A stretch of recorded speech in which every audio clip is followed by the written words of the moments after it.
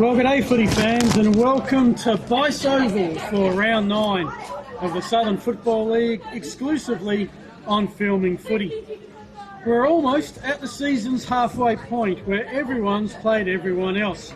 Today, one of our teams has a chance to gain some ground on the pack and stay in the finals hunt. Thanks to Pro Build Australia, Air Diffusion Australia and the Aussie Inn at Hacken, it's the Saints of Christies Beach hosting the Inn.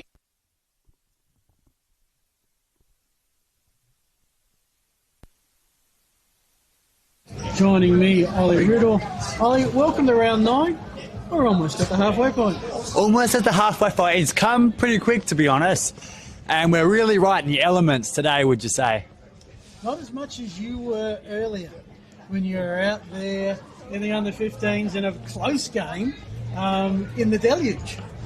Yeah, it was raining for the entire match. And I was sopping wet, to put it that way. But it feels much better when it's a close game at the end. And that one certainly was. So earlier today, under-13s, it's been on the E-News so far. A Morphett Vale shutting out Christies 10 straight to 0. Not a one behind kicked in the under-13s today. Under-15s, you were there. It was a goal with about a minute to go. Morphett Vale 4-5-29 defeated Christies 4-2-26. Under-17s was Morphett kicking the last couple, winning by 12 points. However, fair to say, with 3 minutes to go in the final here, I think Christies might get their first win. I think they might. Right now is his 18-goal lead for the B grade. Good to see them on the scoreboard. Good to see every team get a win today. Something to go home and cheer about. That's correct at the moment. 19-18-132. Christies Beach Morphett Vale have scored once. One straight 6. Thank goodness that once was something accurate. So we go to the A grade game, and Ollie, look, off the bat, Morphett Vale are winless. Christies Beach, I think their record doesn't quite say where they are.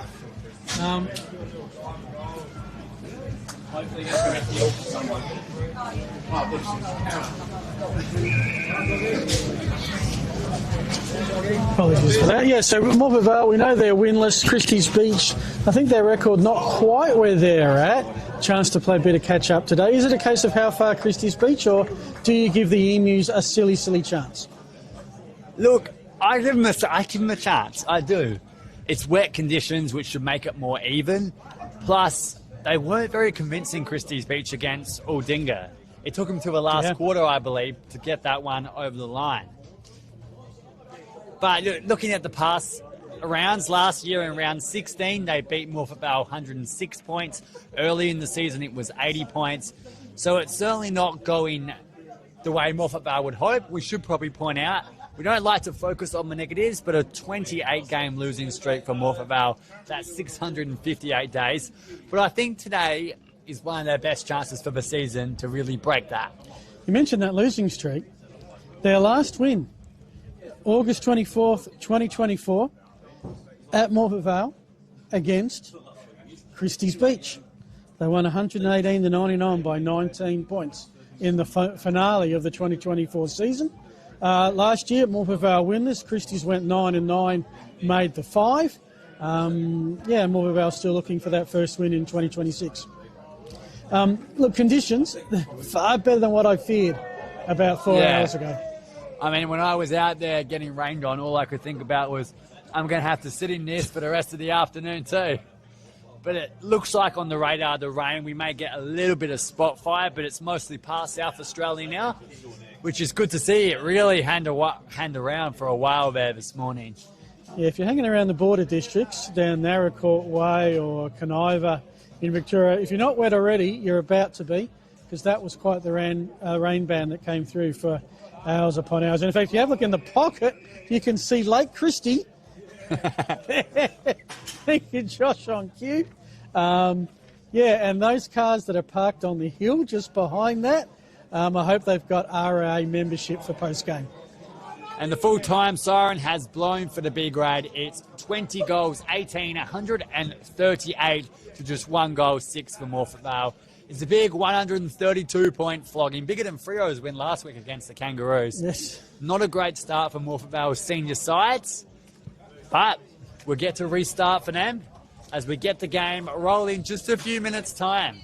And the players to really look out for today, I would say Joshua Giroud and probably Thomas Kerwin, because they were both featured in the best players 4 times so far this year. And their highest goal scorer has been Harrison Butcher with 10 goals across the 7 games. Should also point out Morphett Vale, who have had their fair amount of plays. Shinya Taylor, and that is Earlham. So his name is, we'll get the first name, Toby Earlham, playing game 197 for the Morphett Vale, all grades. Both him and Shinya Taylor have been the best players 4 times, and Shinya Taylor's kicked 10 goals from 7 games too. Yeah, so we'll see a couple of Morphett Vale players that we hope to star, and we saw a couple of them in the association games last week, Borowicki being one of those. Our major sponsors this week, of course, Pro Build Australia for all your renovation repairs. If you've had some flood damage today, get your insurers on the Pro Build Australia. Air Diffusion Australia, your one-stop air conditioning trade centre. Pretty sure they'll help if you want dual heating as well. The Aussie Inn at Hackham and the Christies Beach Hotel while we're down this part of the world, part of the RD Jones Group, and the Man & Co Real Estate, Sanderman, helping support us, along with Dartfish Live Stats, the Sportal Scoreboard, looking resplendent here. I mean, it's Christies. I mean, of course, you're going to have the black background with the red. I like that. Classic Clashes, UTF Trailers, and Archie's Footwear, which we may give out if today. We will give them out. We may not do it on camera if it's raining. And, of course, filming footy. Huge number of games today. They're doing the Great Southern Colts Carnival over in the West. Because like the Southern Football League, which has about 5 iterations around the world, the Great Southern Football League has a couple in Australia. One in South Australia and one in WA. You've done your homework, Phil. A little bit. Just a little. And as you said, classic clashes, which is quite the tongue twister. Yep. We're going to have a few of them Will we today. see one today? I think we will. We've got the red and black against the red, white and black. Now, I will say, of course, we look at those jumpers next to each other thinking, oh my God, we're going to have fun. Something that I have hated calling football for the last 25 years, today I love. And that is the sash across the back. The sash across the back. back. For the Emus. Because I usually, especially Richmond, Broadview, or Dinga, Sharks, that sash across the back in gold with the white number is just, number recognition's a bit tricky for those with the questionable eyesight. Today, with Christie's having the old black back and the white number, having the red sash is going to be mighty helpful to us. And we see Christie's Beach warm up there. Where are they on your power rankings, Phil? Well, Christie's Beach is 6th. They are the best. So the way I see the league at the moment is, look, 3 teams almost inseparable at the top. Ranella, Flaggies and Happy Valley. They've all beat each other. I think of the 3, Flagstaff probably the most impressive. I sort of go between Flagstaff and Ranella. Happy Valley, that one lost. I think Flagstaff are top because their loss was on the last kick of the day. Yeah. They are that kick away from being unbeaten. Port Noarlunga a step behind, even though they're on the same number of wins as Cove. Far superior team than Cove. I got Christies and Cove for the last spot. Now, if you look at the ladder right now, it's like, what are we talking about? They are 2 wins and 5%. But Cove play Happy Valley today. You expect Christies to win here. If there is an 82-point totality between a Cove loss and a Christies win, Christies should have the better percentage. Should have. So, I mean, this doesn't quite work out that way, but around that 80, 85-point mark. And what it will come down to, Ollie, is in a few weeks' time, Christies and Cove will meet again here. We'll be here. If Cove win that, they can pretty much book a final spot. They'd have to lose... It's an early call. Well, they'd have to lose some games that they haven't got close to losing, and Christies Beach would have to beat some top teams. We haven't seen either of that happen. If Christies win, then that battle for 5th is going to be probably down to percentage all the way to the final week of the season. Players getting warmed up here in their huddles as we look to the centre of the ground. Our umpires today is Aaron Revel and Josh Nadira. Also on the boundary is Jack Harrison and Daniel Gantley, Adrian Wellington, and who's in the goals, Phil? Hayden Modra and Matthew Ballard. Always a fun day to be a goal umpire. A bit cold, a bit windy. Saw one goal umpire collected in one of the games earlier. He was collected. Right when he had to make a very important call. Very important. And just having a look, it is past Players' Day today. And I'm not sure, Josh, you're going to have to work on this one. But if you get a frontal shot at some point today, Josh, our cameraman, of the Christies Beach jumper, it's got a whole bunch of players' names on it. Isn't that nice? How many players would have played for Christies Beach, as you can see on the TV there? Yeah, well done, Josh. Now, get really close. Let's read some names off the jumper. I'm not sure we can get that close. But we're all set. Sunday afternoon, the rain has cleared. The Saints and the Emus to round out round 9, the halfway point of the season, will be tonight. The ball is in the air, and the man with the mic is Ollie Riddle. Let's get set, ready to rumble. Ball's been put in the air, as you said, Phil. Away go our ruckman, and it's sort of knocked forward for Morphett Vale. Christies Beach can bounce off through the defensive part of the midfield and knocked forward. Go have chance to run, and they do. That is the man back into the team, Nathan Sable, the co-captain. As they bounce forward, Morphett Vale, marked in the centre of the ground, Phil. This is Benjamin James. Defensive edge of the centre square. It's a ground 163 metres long, just a couple shorter than the Adelaide Oval. Wow. 132 metres wide, which is 10 metres wider than the Adelaide Oval. Wow. As Angelo Ortega kicks, could Morphett Vale take the lead by getting the first score? Not on this occasion. Christies have some defensive numbers. They have the free player in Daniel Lee, and the Saints will clear. Mark couldn't be held. In fact, it was dropped to push over the back. It's going to help out Christies Beach. The Saints march forward. Bouncing ball, collected nicely by Maisie. Kick was pretty good into space. Players can run onto it, and a little pop over the top. There's a man on his own. Plenty of time to pick it up. Have a shot, son. He does. It's Zach Short who's kicked the first goal of the match, Phil. Kicked 32 goals last year. Do you think that would guarantee him an A-grade spot? It hasn't. Only his 4th game for the season. Yeah, look, plenty of players on both sides that have been up and down through A's and B's. But yes, 5 against Morphett Vale when they met last year. He's a lad who's played for Christies Beach and nothing but Christies Beach. And there's quite a few in the Saints lineup. As for Morphett Vale, for that matter, who are with that. So quickly, while we have a quick break, Ollie, the other games today. Hit me. In a word or couple of words, probably the closest one might be 2nd and 5th. Happy Valley hosting Cove. Happy Valley and Cove. Cove have struggled so far against the big teams, but beaten up on the smaller clubs. This is a big day for them. They could nab one against the Vikings of all people. Goodness. I reckon the rain's got to you. Yeah, Vikings by a lot. Port Noarlunga or Dinga? Port Noarlunga. Ironbank Cherry Gardens and the Wineflies of Ranella. Coming off a loss 2 weeks ago. They are coming off a loss. Maybe that'll hurt them, but I'm still tipping Ranella. All right, and this one, did we end up with a pick? I can't remember. I'm going to go... A margin. Pick a margin, that's a bit harsh. It's Snyder Taylor, look at that. Bounces straight off him. I'm going to go 74 points, Phil. 2. To Christies Beach. But this is a big chance. Can have a shot. Pins at it, and it's just to the wider side. So that was Max Sampson, who's played 15 games last season, but today's his first hit out of 2026, any grade. Yeah, so I assume maybe that's an injury or has been absence or has... Holiday? Retired and lured back? Lured back.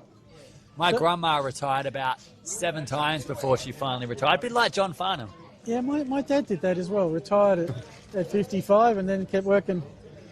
Just enjoyed work. Anyway, Christies have it. They're fumbling around with it a little bit.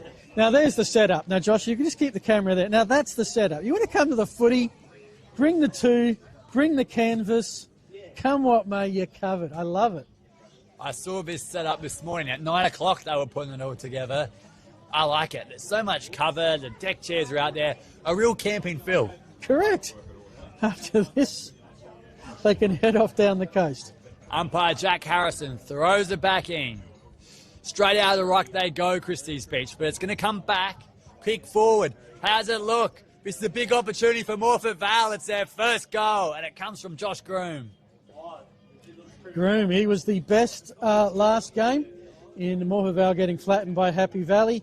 First goal of the season. Didn't play last couple of years, but last league footy was at the Roosters, and I'm going to get this wrong, of Butte. The Roosters are Butte. Grab the white pop, yeah. So, yeah, a couple of players that have emerged from Morphett Vale. There's certainly a young squad in terms of time together. But, yeah, they've got a lad from John Wanipa Kamanga, who was from South Broken Hill under 17s. Angelo Otero's one to watch. He was with Christies Beach last year. Joel Groom, we've mentioned, from Butte. And a couple from Noarlunga, Noel Gaskin and Nicholas Robertson. While Lockie Braley comes from Glencoe. So they've done a good job recruiting players more for Vale. It's just about building that squad around them. Used 41 so far this season at A-grade level. 41. At least everyone's getting a turn. Well, for Coach Wade Fogger, who's come up from Encounter Bay, had a similar situation. He went to Encounter Bay. The club was struggling. He got them into finals first year. He's just finding what he's got and building a base. And right now, someone take a photo of that scoreboard, because Morphett Vale 117 lead Christies Beach 1-6 on our Sportal scoreboard. And away we go again. We take our time, but the ball's been thrown up straight off the deck. There's going to be plenty of that today. Mark couldn't be held from Monday. Players going to move on, and they just jump on it, both of them. Good hot contest there. Now, Phil, not only is this ground the biggest in the SFL, it also has a secret centre bounce, because that centre circle, it's not actually in the middle. Well, I don't think I've seen an oval this year where they've bounced it up in the centre. Well, they're not bouncing it. Not in recent weeks. But the centre circle is closer to the northern end than it is the southern end. end. Okay. Well, there's a tip. Although if I won the toss, I'd be doing what Morphett Vale are doing, and that is kicking to the left of screen. There is a little bit of a breeze favouring there as a kick forward is marked. I think that's Joshua Darude. This is a big opportunity for Christies Beach. They are currently behind on the scoreboard. Sound the alarm. Yep. Now, I should add, this is not the first time that Morphett Vale have led all season. They did kick 4-0 against Aldinga back in round 4 or so, but Aldinga then kicked 8-0 in the second quarter, and that was all she wrote. So Darude has a big opportunity here. Put Christies Beach back in front. He's dead in front too. Shouldn't be a difficult kick. And he sprayed it to the right. I say it shouldn't be a difficult kick. What he has done is bring the scores back to 7 apiece. All tied up at John Bice Memorial Oval. A game on our hands as the crowd behind us screaming, we're right in here with them. Yeah, the Beach Boys are in town today. Tell me about the Beach Boys. Well, of course it is Christies Beach. They're celebrating Past Players Day, and I think the jumper is part of that. And sort of like, oh, you're going to go on that spot? That's where the Beach Boys normally go. So we may be taking sacred territory here. We'll see how the day progresses. Pushed out towards the outer wing. This is Benjamin James. Kick forward. Didn't really make quite the trip, and Christies Beach can counter-attack. Kick going forward, inside 50, over a couple of heads. Mark's taken. So away goes Gaskin. Short kick, made the journey, dropped Mark, and again they can pounce. So many mistakes from Morphett Vale, and this kick right over top. Big opportunity off the deck. And it's been pushed through for a minor score from Cornwell. Hooper sending it forward, Neil with the miss. I knew a few it, sorry. soccers today, and that's just not on SBS either. Yeah, you're right. There's plenty happening in the World Cup at the moment. I know you'll keep a close eye on that. Yeah, but I think it's brilliantly timed that the soccer, FIFA obviously decided that they couldn't go head-to-head with our SFL broadcast, so the games have all finished there for the day. Yeah, but 4 games tomorrow. Wise decision for them. Wise decision. Mark's taken. This is a good opportunity, Christies Beach. Nice kick by Sable to set up the forward. It is certainly our man, Zach Short, lining up for his second on a really tough angle, especially when the wind is pushing away from him. Correct. He's got to sort of head for the near goal post and hope for the best. Yeah. Or do some sort of a banana kick so the ball's doing the spinning. Because the wind won't. Short's going to walk in.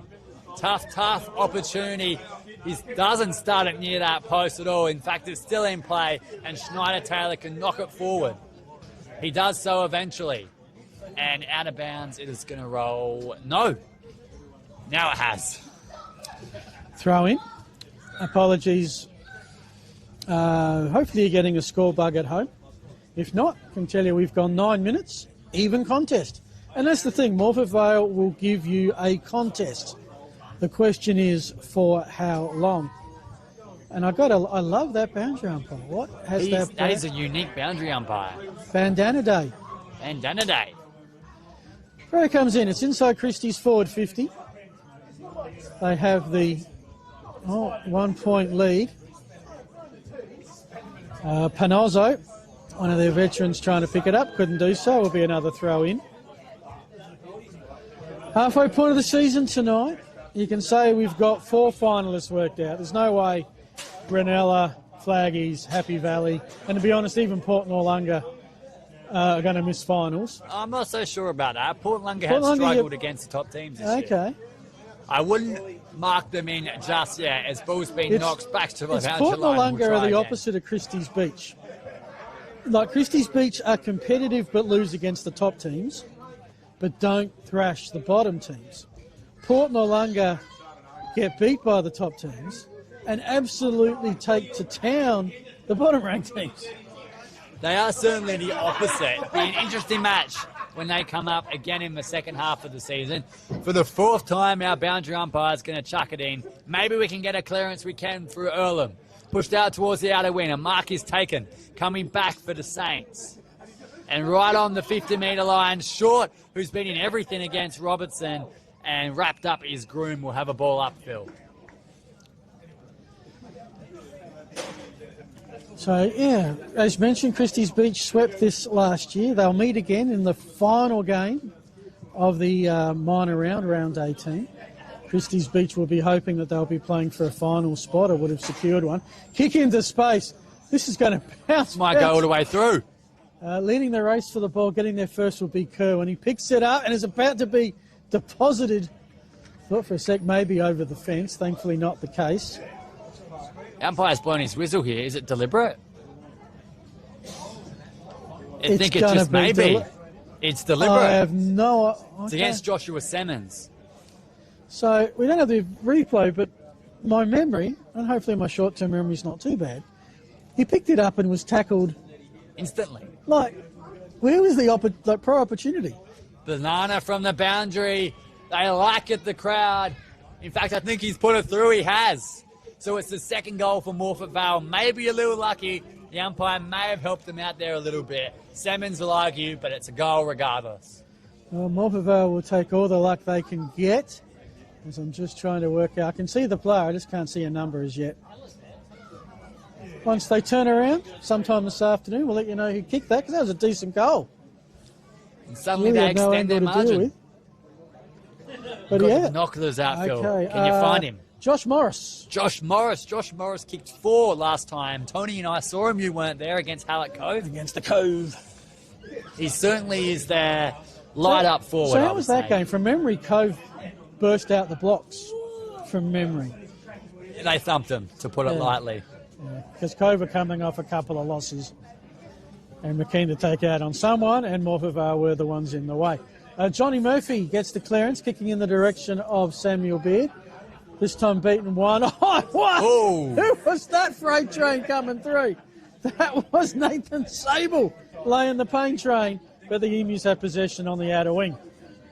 Mark's taken. This is James.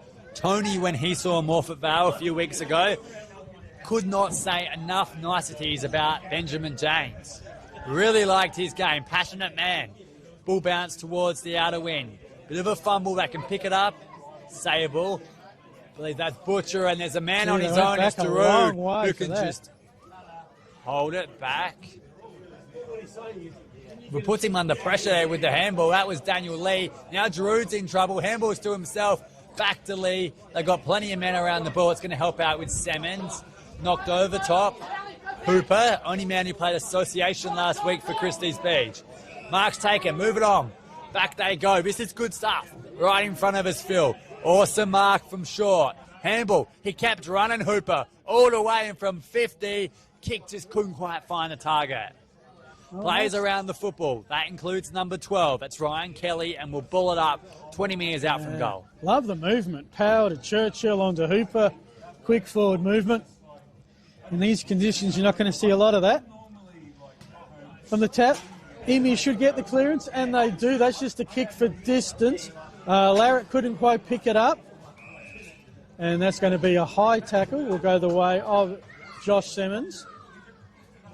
On one knee is Jonty Murphy, just on the edge of the centre square. The ground, if you're out of the centre square and out of the goal squares, the ground is actually in very good nick. I know you're not in the late Christies pocket in the other side. But the actual ground itself, Josh, is in pretty good nick. But picking out the intercept, Nathan Sable will go into, well, that's not even in the pocket. Now inside 50. That's in the pocket. Good mark. Caught by Churchill. He'll go back in front of the ladies in the deck chairs there and take a shot on goal. Played all A-grade games available this year, which include the association game against Kangaroo Island a couple of weeks ago. And when I got here this morning, I was expecting the centre to be like Ranella. Just mud, mud, mud. But it's actually, well, it's water, but it's grass. Yeah, the centre's not great. As the kicker's away to the left-hand side. Probably a little better than Mount Compass, which is where Churchill hails from. I think that's, from memory, Mount Compass, the Bulldogs, their ground is kind of on a hill.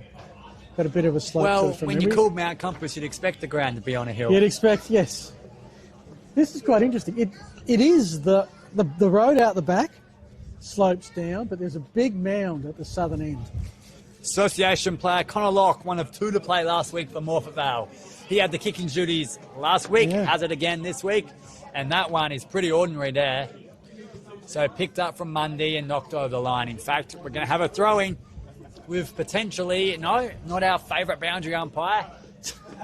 They've got to He's on the rotate. other There's side. a lot of work throwing it in from that side of the ground. It is a lot of work as we chuck it back into play and we'll move the football on. Bowden ruck, knocks it down. Groom, handball all the way back, but it's coming back of the way of the Saints. Couldn't quite hold the mark. Play's going to move on. Handball backwards. Away going Morphett Vale. Look at him go, Phil. Yeah, look at him go. Almost got into trouble was Price. Drew a lot of players, but got the hand pass out. They're working it out with a bit of system here, the Emus, out to Hudson Borowicki, who won a medal at the association in, I think, the 17.5 games yesterday. He's back there. Is that Brinsley, number one in the pocket? This is Brinsley. He played under 17.5s and A grade in their last round 2 weeks ago against Happy Valley. Apologies for the blind spot, folks. There wouldn't be a ground we come to that doesn't have a blind spot. That's right in front of the timekeeper's box, and Josh, our intrepid cameraman. And there'll be a throw. I just want to thank some of the sponsors of the Southern Footy League this year, include the Fleuro Milk Company, Air Diffusion Australia, So Cloudy Web Design, SA Landscaping Services, and the Master Plumbing Association of South Australia.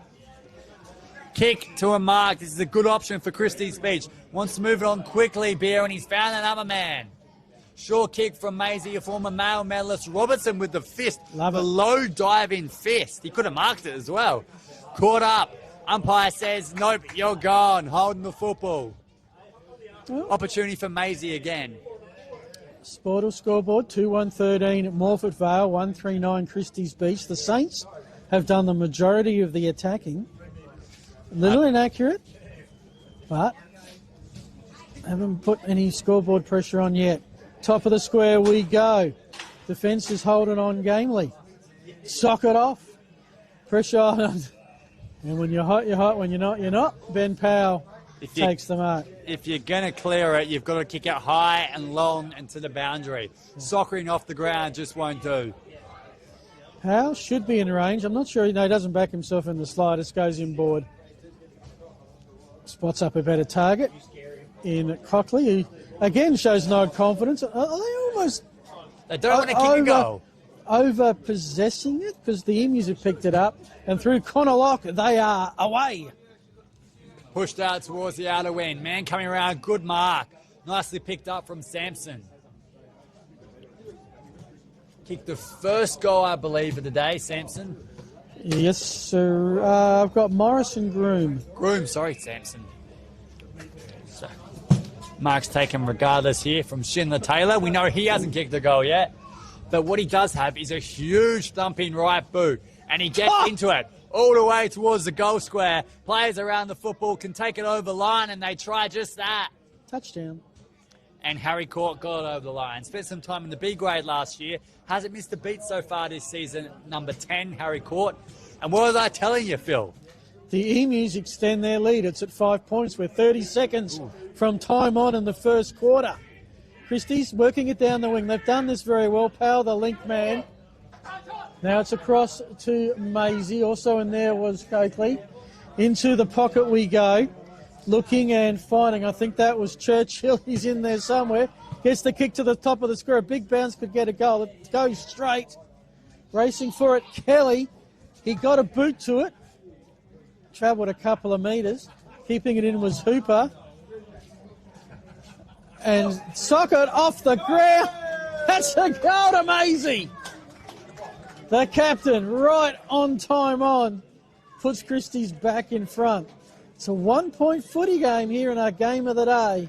Thanks to Pro Build Australia, Air Diffusion Australia, the Aussie Inn at Hacken, the Christie's Beach Hotel, and Domain & Co Real Estate. It's Christie's Beach, 2-3-15, Morphett Vale 2-2-14. 1 point in it, 20 and a half gone first quarter. But day like today, those soccer kicks, take them when you get them. Well, we certainly are into time on here, and Morphett Vale is keeping with Christie's Beach. They've actually been in front for most of this contest, except for that goal there. Is that the first time the Saints have hit the lead? No, Saints scored first. Saints scored the first goal. Yes, they did. Morphy scored the first point, Saints scored the first goal, I think. So we've had 5 lead changes so far. Let's hope this continues for another 3 quarters. Had a couple of close junior games today. The crowd that was here for them were certainly into those contests. Morphett Vale winning the 13s, 15-7 in a halves. Big fly, no grab. Christie's with the clearance. Here they come. Their transition's been pretty good thus far, which is something that Mofogo's probably going to want to try and address. So Robertson cut that off quite nicely. Kick mark. This is Oliver Price. Today is his 7th A-grade match for the year after playing 50 in the reserves for, I believe it was Encounter Bay. 50 reserve games for Encounter Bay. Oliver Price? Yes. Yes. Before moving to Morphett Vale. No wonder you'd move after 50 games about cracking the A-grade squad. Come on, coach. Actually, there's a bit more to it than that. Tell me. Well, who was the A-grade coach in Encounter Bay whilst he was getting... Same guy, Wade Same Foggo. guy. Who's the coach here? So I think it might be more a positive move than a negative one. Like the coach, move the team. Intercept mark is taken. It's good to see him finally find some feet at A-grade level. Well, that was probably enticement. Come with me, I'll get you a game. I'll finally give you a game. I'm not sure I believe him. James has showed a bit of poise out in the outer wing. Play's going to move on Christie's Beach. Away they go. Beer. Kick forward. Inside 50 to a one-on-one. The 2 number 11s. Churchill with the football. He had the football. Naris Borowitsky. Taken by Gaskin, an intercept mark, and they've done that quite a few times. I like that. So we've had 2 handballs to ourselves. Daru down in that, both from defenders. We decided there was nothing decent up for. I was going to hand pass to myself. Nice kick inside 50. Christies are slowly but surely starting to dissect the Morphett Vale defence. Last time Michael Maisie played, he kicked a massive 5-goal display last time he played the Emus. Yeah. So he could be on for 5 again today if he wants to dob through his first right now. 8 goals for the season, 2 last game, and Christies, well, they beat Aldinga, not by a lot, 15 points I think in the end. Maisie's kick. Has it got the distance? He's got 2 in a row, and we've got a game-high lead. Sport or scoreboard, 23 and a half gone. Christie's Beach 3-3-21, Morphett Vale 2-2-14. And I guess this is the thing, Ollie, like Morphett Vale competitive, for how long. They won the first 20 minutes. Christies have won the last 4 and kicked 2 goals. Yeah, you're right. That's the problem. Even if Christies Beach can only win a quarter of the game, how damaging are they in that quarter? Yeah. And Morphett Vale competitive, not dominant. Christies Beach kind of dominant. But we'll find out as the ball is thrown back up.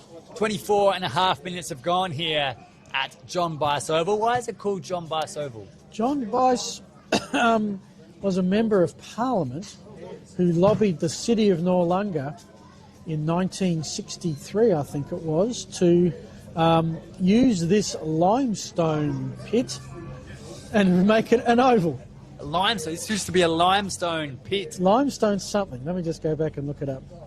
It's always nice to look it up instead of knowing it off by heart. Entertaining and educational. Entertaining and educational as Snyder Taylor pushes the ball forward inside 50 for the Emus. Plays at the back was all Christies Beach and knocked off the ground. That could go out of bounds here. Player saves it. Okay. It was a limestone paddock. A limestone paddock. Which I've never seen before. And of course they played 2 South Adelaide games here as well. They did when South were... Well, they were nomadic. They played at Adelaide Oval. They had a training base at St Mary's. Never played league footy there. And, they were thinking about moving down south. They played Glenelg, a close rival, a couple of times. 8,000 people were in this very oval in 1993. And South moved down to Noarlunga Oval a couple of years later in 1995 and have been here for the last 31 years. Just, maybe 10 torpedoes to the far side. 10 torpedoes to the far side. A player's down here off camera, but the man on screen right now is Harrison Butcher, who kicked a massive 8 goals against Ironbank a month ago. But he's been pushed back in defence today and taken a couple of intercept marks as well. I feel there's going to be plenty of intercept marks for Christies Beach. As we wait for our player to potentially come off the field. It's a Christies Beach man. You did ask, so whilst we have an injury break. So John Leonard Sando Bice, a.k.a. Jack, politician, son of Sir John George Bice, served with the 43rd Battalion AIF in the First World War, took up farming in Keith. He was a Liberal and Country League candidate for the Southern District seat in Legislative Council, retained there until 1959.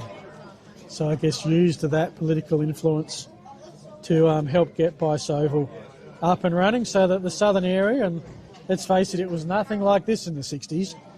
This was, far outpost. Just. I can remember when the train line used to run to Christies Downs. Then in the 70s they took it to Noarlunga, and that was huge. Now, see, but this is what you unfortunately don't want to see, an injured player in the contest. Yeah, players coming off the ground now as our teams are in their huddles. Not entirely sure what happened or what player it is. We'll make sure we'll get that information to you. It looks like he's going to struggle to get back on, Phil. Yeah, the team's in the huddles. It's not quarter time yet. This will be a longer quarter because of the break.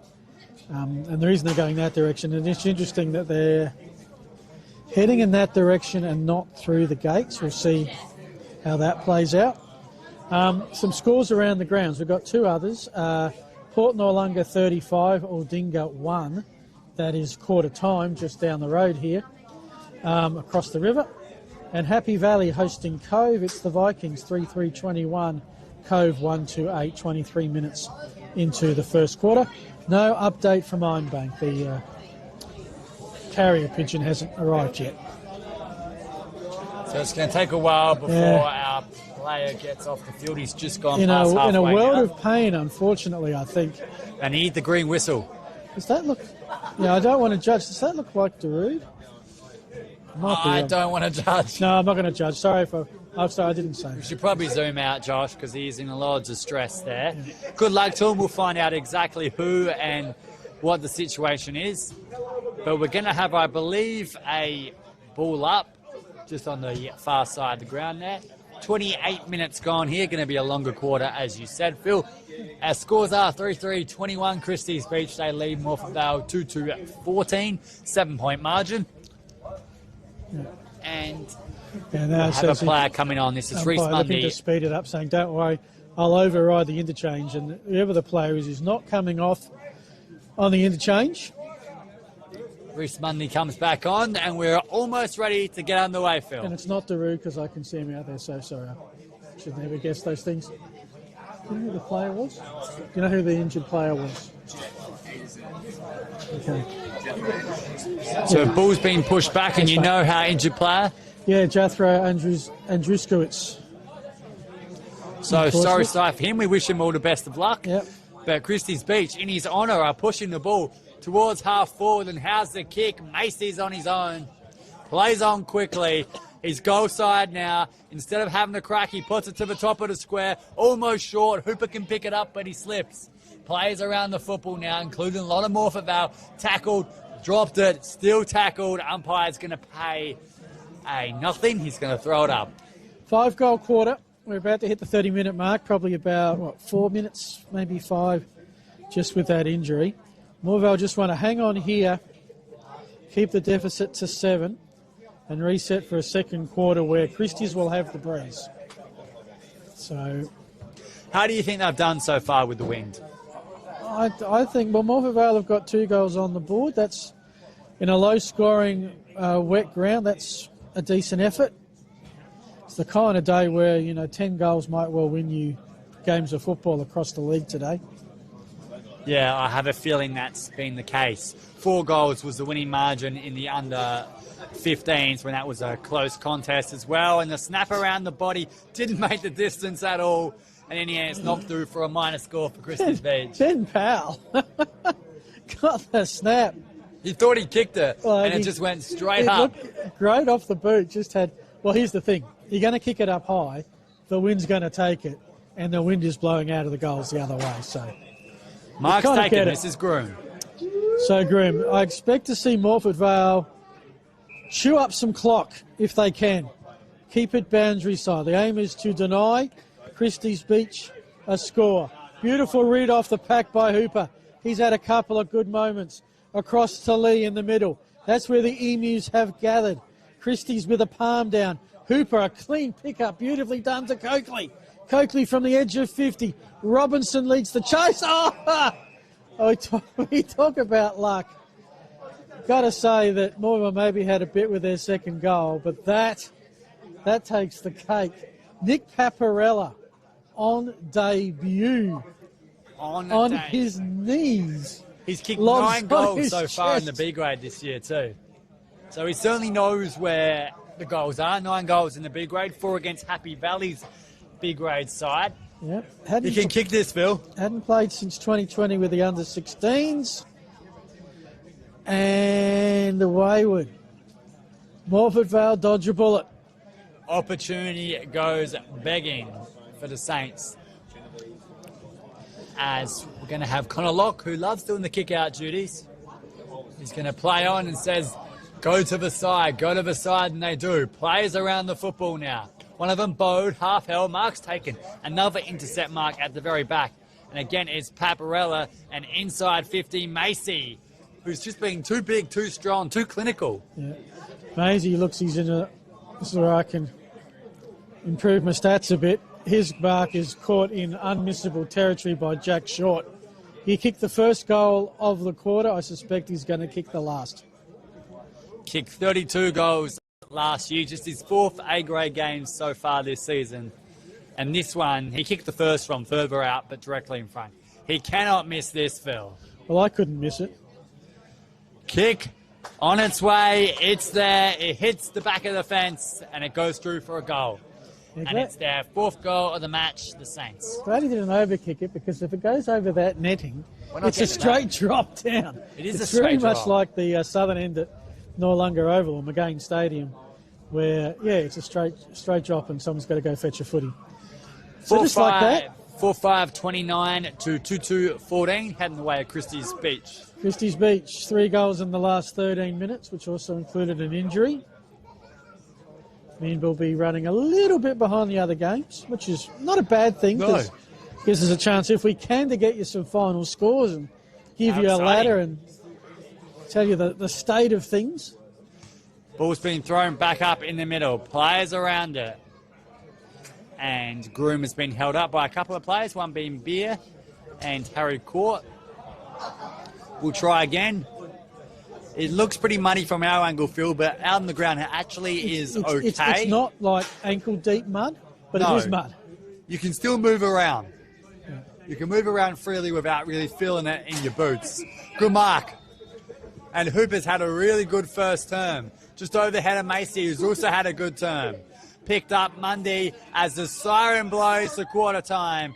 The first stanza is complete, Phil. It is 4-5-29, playing 2-2-14, leading the way of the Saints. I think I say it a lot, Ollie, but it was a quarter of two halves. It was a quarter of two halves, you're right. First 19 minutes, great competitiveness from the Emus, but that last 15 minutes, you can see some injuries, and there's one young lad that got a lot of strapping on that calf. Morphett ran out of gas. Christies started putting the pressure on, kicked the last three, take a 15-point lead into the break. Any quick words before we take our first break? Quick words are, so far it hasn't rained, which is great. Amen. We'll be back in the second quarter after this break. You're watching the Southern Football League. Thanks to Filming Footy.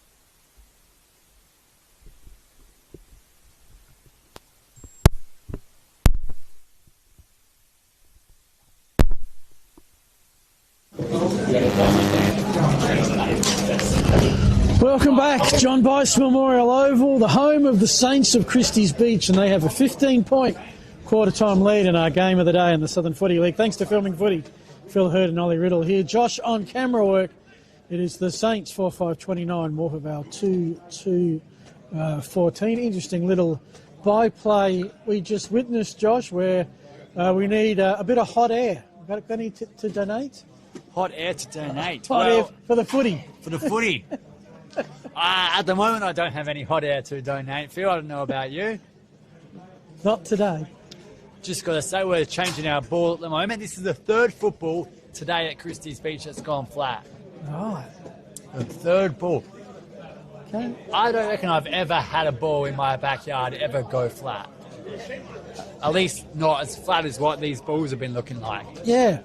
Yeah, I know those little Auskick balls that I used to have when the kids, they sign up for Auskick and they get a ball about 30 centimetres wide, maybe even smaller. In the club, Sandford Club colours, they go flat pretty quick, but not the ones we see at A-grade level. The Sharons, of course, one of the sponsors of the Southern Football League, along with Paladin Sports Centre, All Frames and Mirrors, Belgravia Apparel, the PW Collection, Dartfish, and the Youth in Sports Foundation. So it will be Christies Beach in the tricolours, white, red and black, heading to the left of your screen. The Emus in the black with red sash heading to the right. Second quarter underway. You're with Ollie Riddle. Certainly is underway, Phil. Our ruckman into middle, tap down. No one really got an advantage. Bit of a shove from Schneider Taylor. Plays around the football. Goes in hard too and just jumped on. That was Gaskin who hits the mud. Just on the, actually, interesting. So you see the umpire there move the ball. Notice that half of the contest would be in the mud, half out. Move the tap a bit. So Coakley is the one who tried to put it forward. Cutting across was really nice by the Morphett Vale player. And we're going to try and switch all the way over the top. This is Locke. Seen plenty of football in the first term. Right out on the outer wing. The inner wing, in fact, is James, and it slips and it fumbles and it's over the line right next to us, Phil. So one of your duties, Ollie, is to present the prizes at Game's End. We've got the Dartfish. Yes. I remembered. I packed them. Who would be in the running for at the moment? I think Braden Hooper had a terrific first term, Agreed. as did Michael Maisie. Agreed. Well, there you go. As simple as that. Without discussion. Without discussion. Speaking of whom? Oh. Hooper gets the ball on. This is Neild, Mackenzie Neild, and there's our man Maisie. And he likes to play on. Every time he's taken a mark today, he's played on. Ball all the way to the back, can run through Darude and pop it through. It's his second goal. He kicked the first, he's got another.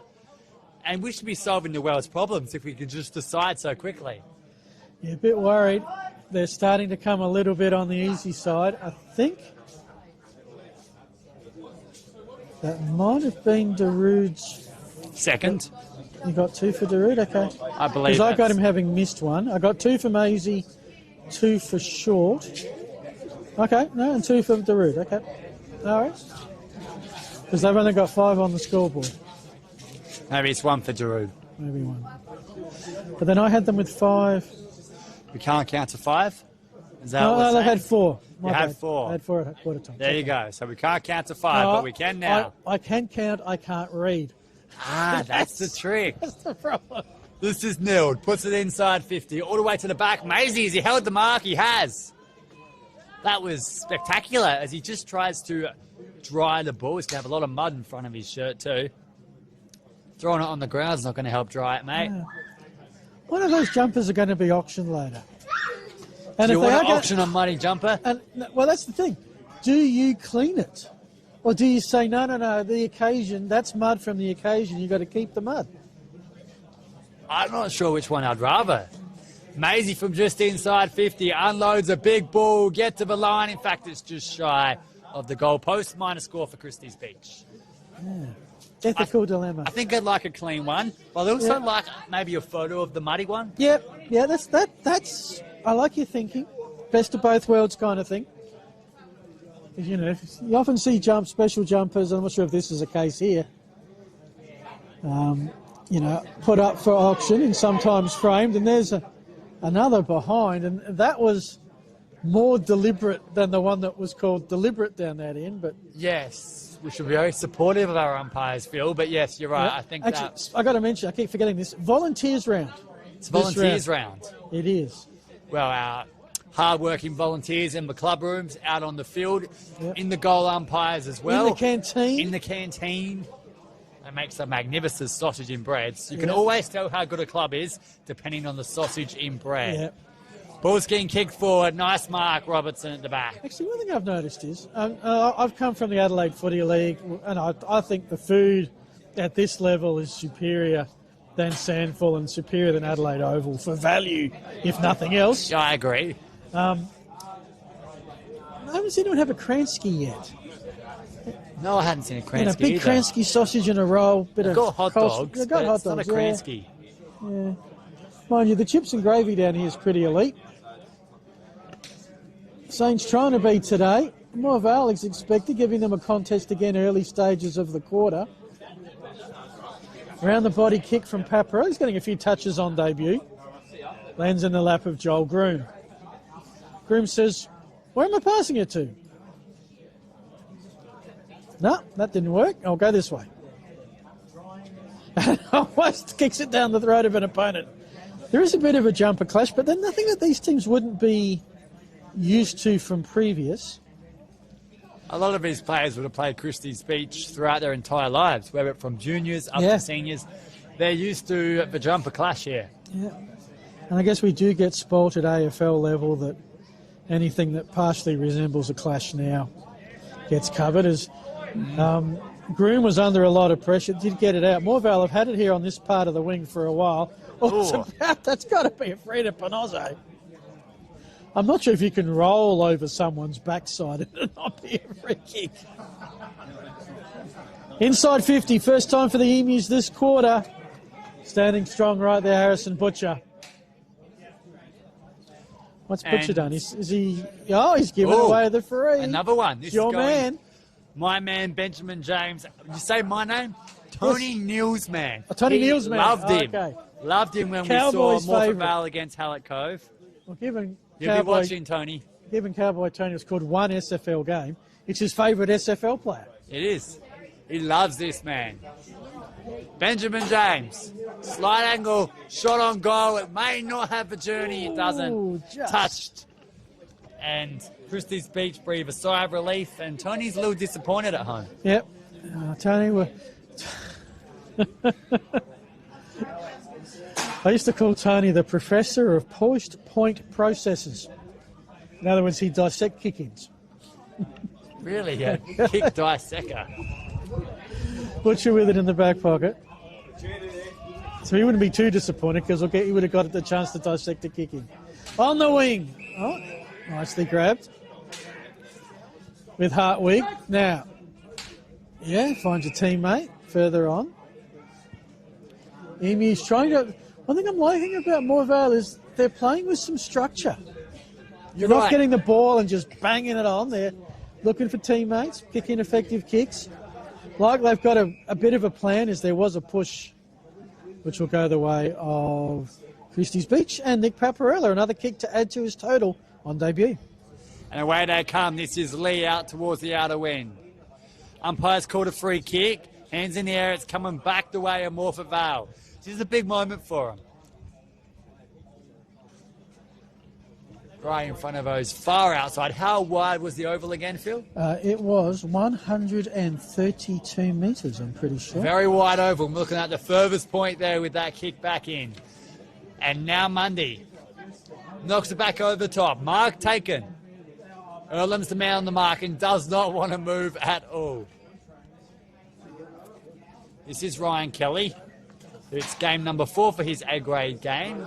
A-grade career, that is. Had 3 games in a row too, Kelly. This is Churchill now. So 10 metres wider than the Adelaide Oval and a 1 metre shorter. Churchill just pops it just past the target. Morphett Vale can pick it up here and away they can go. Gaskin handballs out wide. I got plenty of players there. Although nice spoil came from Kelly. He's wrapped up. Doesn't really have the football anymore. Umpires right in front of him there. And away Morphett Vale come for take 2, Phil. I like that. Looked at the options. Chose a good one down to James on the centre wing. That is the farthest point. It's funny, if you look there, you see these cars going past at 60 k's an hour. Well, not that one, but... and you think, they're speeding around the car park. There's going to be a collision. But it's actually the street out the back. They're just driving at the speed limit. As you can see, the emergency entrance there. Definitely no parking. And no, everyone's read the sign, not parked. All right. Nice pickup. Hartwig back. Here's James. Looking... It's slow, but it's effective. Structure is the word I would say. You nailed it straight on the head. They're not just bombing on, they're lowering the eyes, they're finding targets, and they're playing on here, and from 50, they're going to launch a long one. This one is bombing it in, and it's been an intercept mark. Yeah. So just when we say they've got some structure, they give it away here, and away goes Hooper, Phil. Well, I mean, the thing is, you go fast, you go bold, you might catch defenders one-on-one, you do go slow, even with structure, chance for the defence to man up, and so far a couple of inside 50s have been marked defensively. You're seeing Christies Beach, their movement, lovely chain of hand passes through Lee, now to Short in goal kicking range. He looks up and delivers coast to coast from Christies Beach. They deliver the second goal of the quarter, extend their lead to 28 points. 10 minutes gone. They are 6-7-43. Morphett Vale 2-3-15. That's on the Sportal scoreboard. I expected a little bit better from Morphett Vale. I thought this would be a closer game, especially in the wet field. They've been okay, but right there, clinical. And again, it was created by our man, Braden Hooper. Yeah. Now that was lovely movement down the wing. They had the extra number. They worked it through. Every hand pass was clean. It was in front of the player, so they didn't have to stop and wait for the ball. They were running onto it at full speed. Found an open man who's bagged his third and looks unstoppable today in Jack Short. Probably, I would say, player of the day thus far. Player of the day, I think you'll find that one to be in the highlights on Facebook, Phil. Oh, you never know what gets in the highlights. You never know. Ball's gone back up. Bode's ruck for the entire day. Keeps at it. He'll probably ruck for the entire match too. Christies Beach can knock it forward with Jonty Murphy, and it's just going to roll. Eventually stop. Players get to it. Earlham now won that contest and out towards the outer end. Mark's taken. This is James. So James getting, that's probably his fourth or fifth touch this quarter. He's just defensive side centre wing. You can see the ball holding up there in the breeze, a breeze that Christies Beach have in this second quarter. I just feel is strengthening. Some of the feather banners are now going full tilt towards your left of screen, but Morphett Vale keeping possession, and if they have it, Christies don't. They might have it right now, except Mundy overran it. Emu's keeping it. They're trying to give it back. In the end, Borowicki. And we'll end up, if not a Christies Beach ball, then a neutral stoppage. 11 and a half gone. The Saints are starting to extend themselves. 28 points is their lead. Morphett Vale need the next one. Maybe the next two if they want to keep this margin close. What was the predicted margin, Phil? I had Christies by 75. Really, I remember calling 78. You've gone for a very similar margin. But this could just extend it by a little bit more. Look at that. He takes them on. He shrugs them off. Back to Darude from the pocket. One-on-one in the goal square. No one can hold it. Rush through for a minor score. So the goal scorers thus far, 6 for Christies Beach, 3 to Jack Short, 2 to Michael Maisie, 1 to Josh Darude. For Morphett Vale, 2 goals. First goal of the season for Joel Groom, and also 1 for Josh Morris. Locke's taken a couple of bounces, and away he goes. Just outside 50. In fact, it may hit the fence. It does hit the fence. And our man Nathan Sable can take it back in. Spoke to him earlier in the pre-game, Phil, just to make sure our teams were correct. And he asked for a pump-up too. Wants a pump. Come on, Sable, do something. Is that what he wanted? I think that might be what he wanted. The co-captain, he's missed a lot of football so far this year as the mark's taken from Maisie, the other co-captain.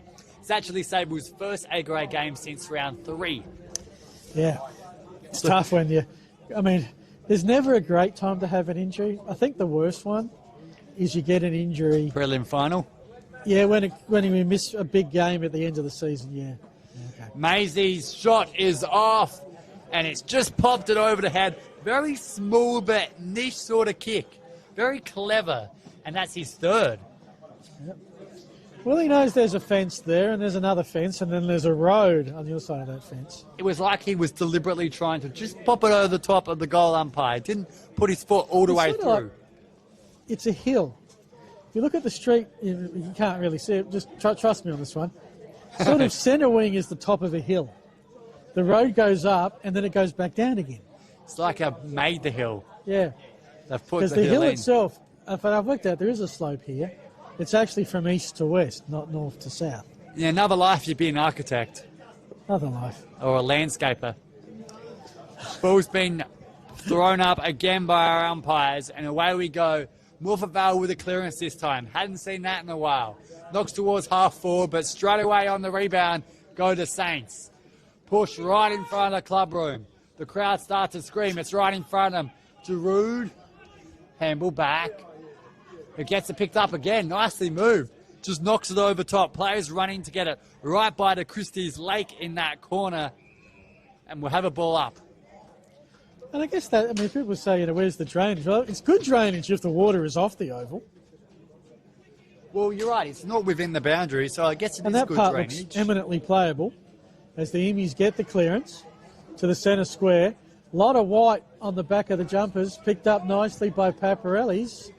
He's looking pretty comfortable at this level so far. Kicks to a contest. Just a little soccer forward. Now Paparella going to get it again. Tried to tap it out to a teammate. Couldn't quite get a full hand on it. Picked up now by Tommy Kerwin. Through hands. Kelly, Murphy, back to Kelly. Mundy overran it, but picked up by teammate, and Maisie's missed the hand pass from Churchill. Wasn't a bad attempt, though. 7-9, 51, 2-3, 15, 16 scoring shots to 5.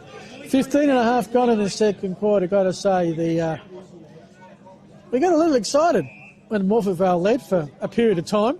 We did get a little I bit think excited. the writing's on the wall. Carried away as Brinsley's taken the mark right on the inner wing by that little lake, Phil, on the boundary side. Yeah. Wouldn't want to slide through there any players, although if you've got plenty of mud. I'm shocked that there weren't some under 13s that didn't go for a slide through there. I'm shocked there aren't any adults that'd give it a go. You're more than happy to go into puddles when you're driving. If that fence wasn't there, the people were worried about going headfirst into that railing. I reckon they would. Thanks, Josh. We've got someone's hat in the way. That's Josh's finger. No, it wouldn't be Josh's finger. Snyder Taylor had it, lost it. Play's going to move on. Neil laid the tackle. Umpire said holding the man was the call. An interesting one. Snyder Taylor's got the ball right in front of us, Phil. In a win football. Takes his time. Umpire's going to call play on. Yeah, and does. Interchange. Harry Court coming on for Lloyd Roberts for the Saints. Snyder Taylor, half forward. Right towards the back. 2-on-1. Bo did well. James has knocked it forward. Opportunities now. Morris picked it up, laid the tackle in the end, and they're just going to hold it up there. And that was also thanks to our man Kane Florence, who spent some time in the under-17s and the B grade this season. It's A grade game number 5 for him. Yeah, there's a couple that have played 3 different levels. There's a C grade player as well today. He's played A, Bs and Cs this year. Wow. One score update, 20-minute mark second quarter. Happy Valley 5-4-34, Cove 2-6-18. So a 16-point lead in favour of the hometown Vikings. Mark's taken Giroud. Handballs over the top and away they can go. This is Hooper. Had a fantastic game so far. Mark was paid when it wasn't actually a mark. In fact, he's going to bring it back. He handballed and played on, which was fair enough. Umpire says no. I don't quite understand that one. Jack Short, 3 goals. Too far out for a 4th. As the wind blows behind us, Phil, Mark can't quite be held by the Emus defender. Maisie's been dangerous. Saw someone in the goal square who's gone all the way back, and Hooper deserves a goal. And he's just pushed it to the right side of the post. Just half a foot too far to get it back. 7-10, 52 to 2-3, 15. It's been a good, if not inaccurate, quarter for Christies, who've kicked 3 goals, 5 to 1 behind thus far by the Emus. So, Borowitzki. I originally thought it was pronounced Borovitsky. It's Borowitzki. He kicked it just straight in. Wiki. And he's going to have another kick too. Hudson Borowicki. Yeah, didn't work that side. It'll go out to Robinson in front of the camper van. And it's also got a unique horn, that camper van. I heard it. Oh, does it? It sounds like a road train. Doesn't sound like an emu. Doesn't sound like... Oh, does a road train sound like an emu? What does an emu sound like? I got no idea what an emu sounds like.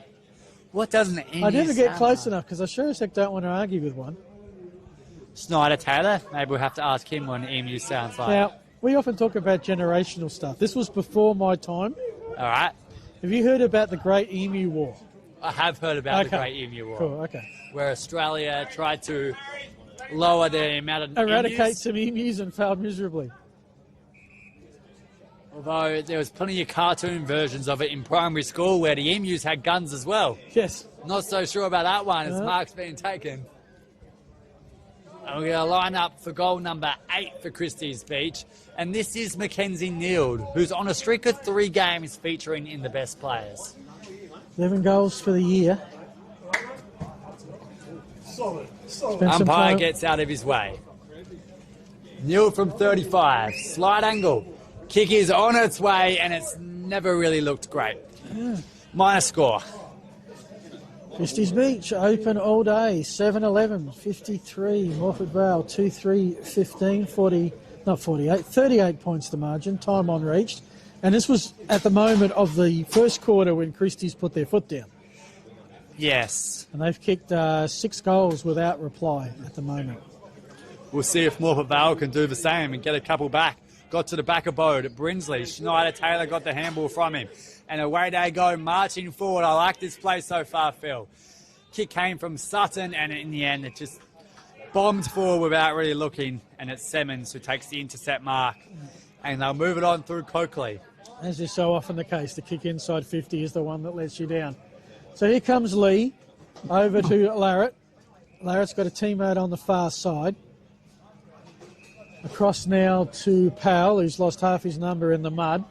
To Jack Short, who's playing more link man than forward at the moment, but his kick finds Joel Groom.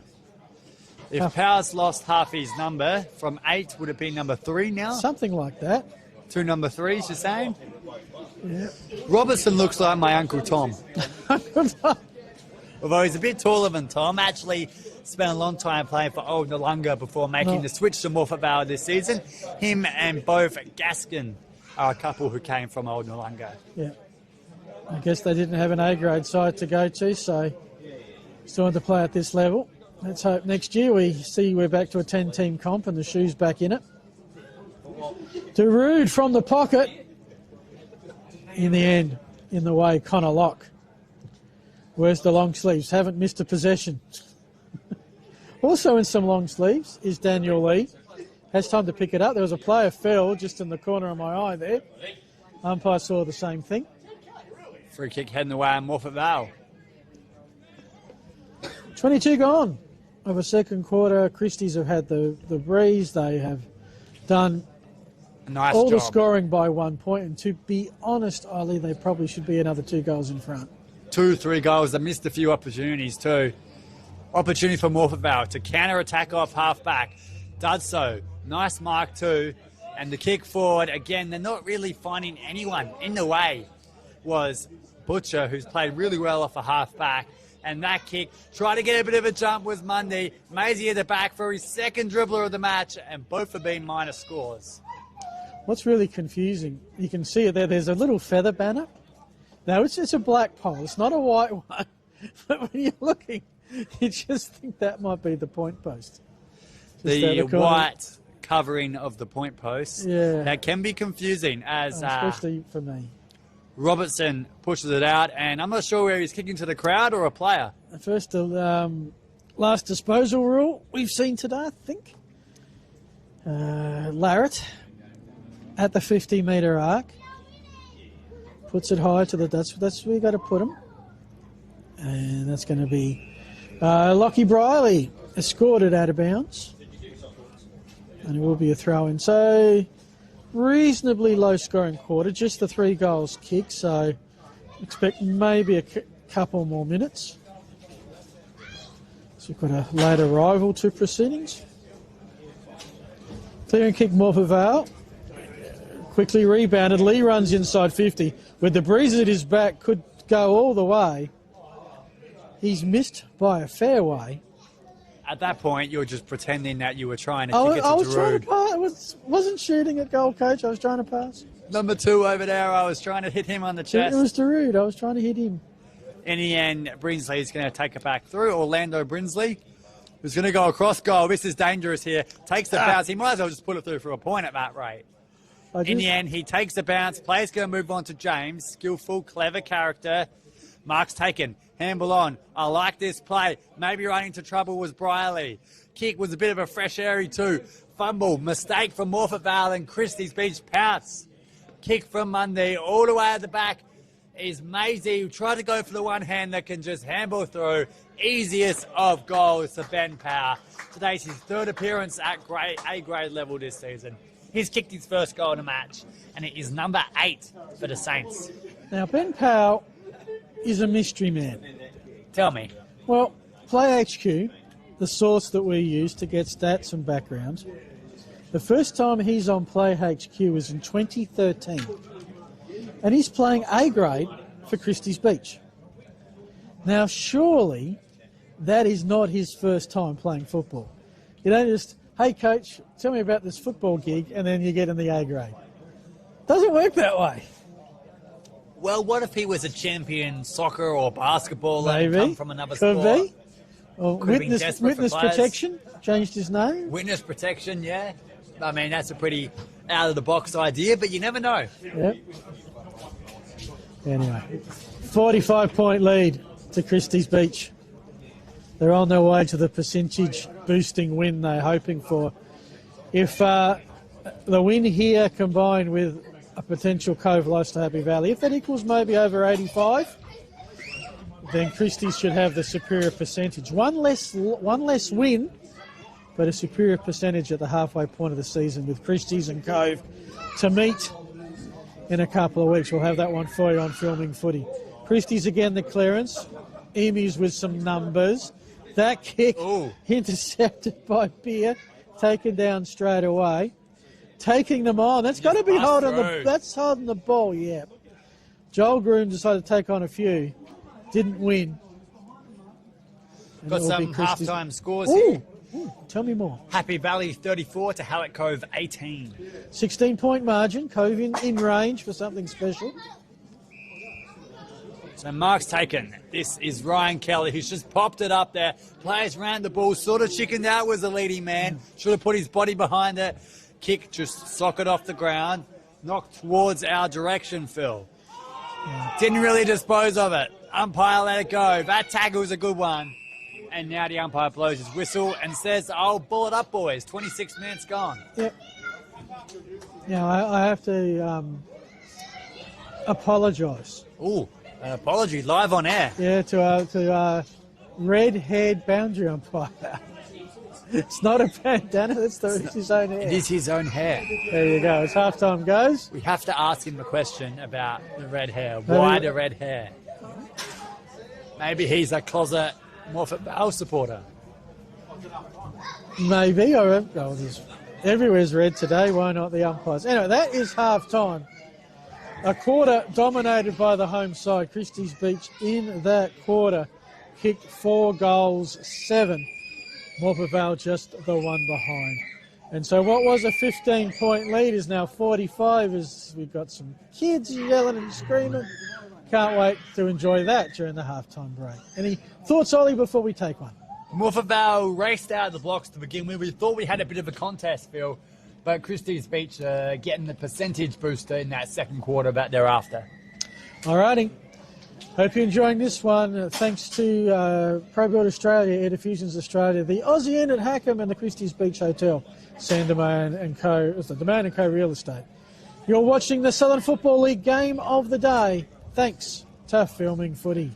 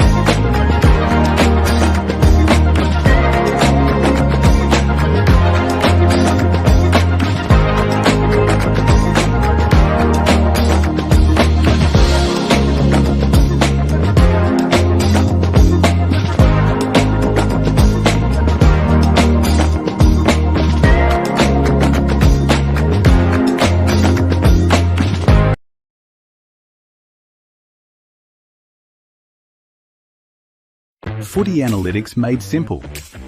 Improve your team performance with My Dartfish Live S. Quickly tag key games actions during or after the match. Replay moments from the match, frame by frame or in ultra slow motion. Access richer content, dive into detailed statistics and filter what matters most with ease. Create playlists to show problems or areas for improvement and share them to your team. My Dartfish Live S supports Aussie rules football coaches to optimise team performance.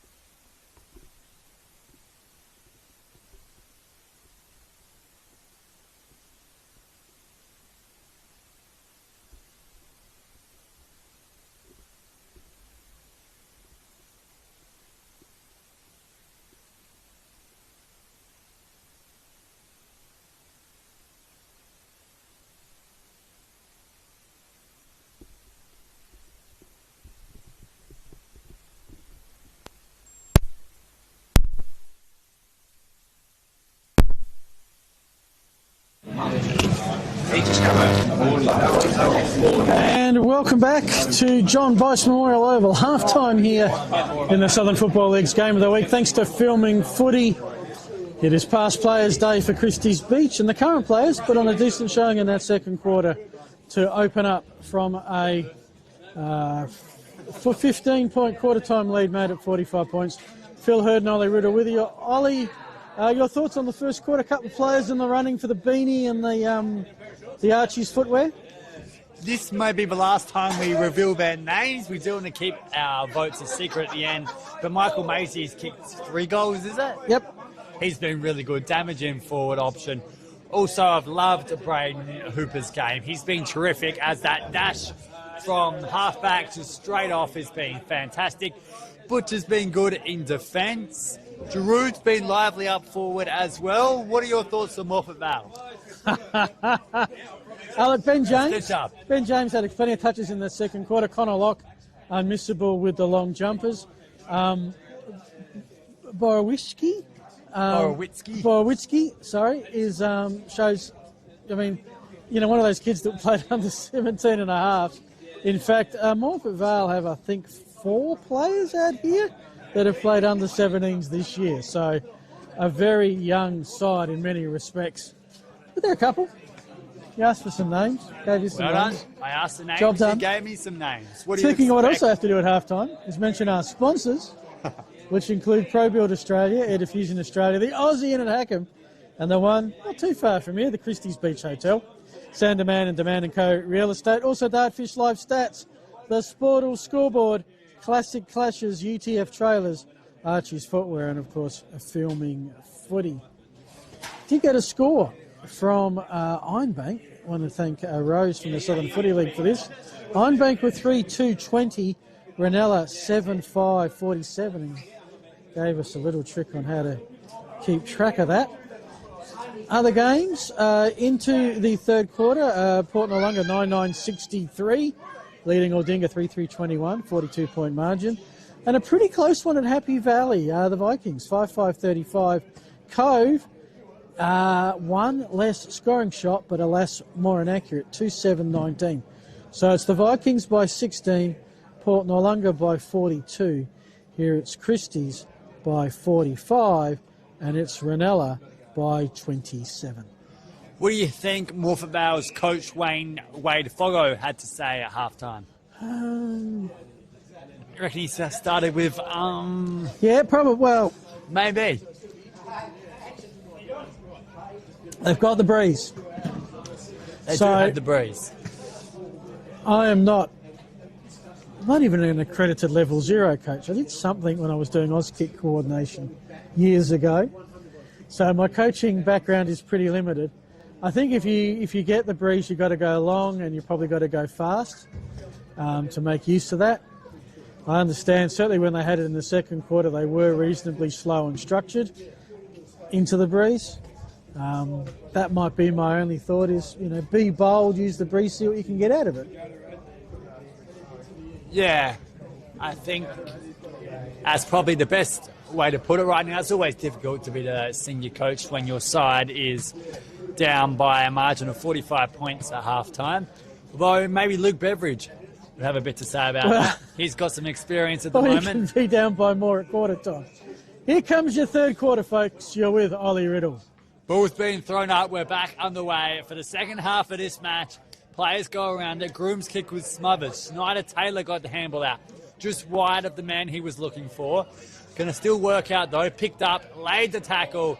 Nicely done on Panozzo. Handball came out, and umpire said it's a free kick heading away. Was he not entirely sure what it's for? It was over the shoulder. You reckon? That is good. So the kick has been... Didn't go over the mark. The umpire's brought it back for a second time. 4 pre-COVID A-grade players with Morphett Vale. And away they go. Finally, Panozzo. Third time's a charm. Kick forward wasn't marked. Schneider-Taylor had it, lost it. Umpire didn't pay a throw. Sort of a bit of a scoop. Groom tries to take it. Good tackle. Got the arms. Holding the ball's the call. So that was a very quick call. Probably, was it fair? Maybe. I mean, he did have it for a long time. Well, Christies there first sort of decent touch. Nicely intercepted by Schneider-Taylor.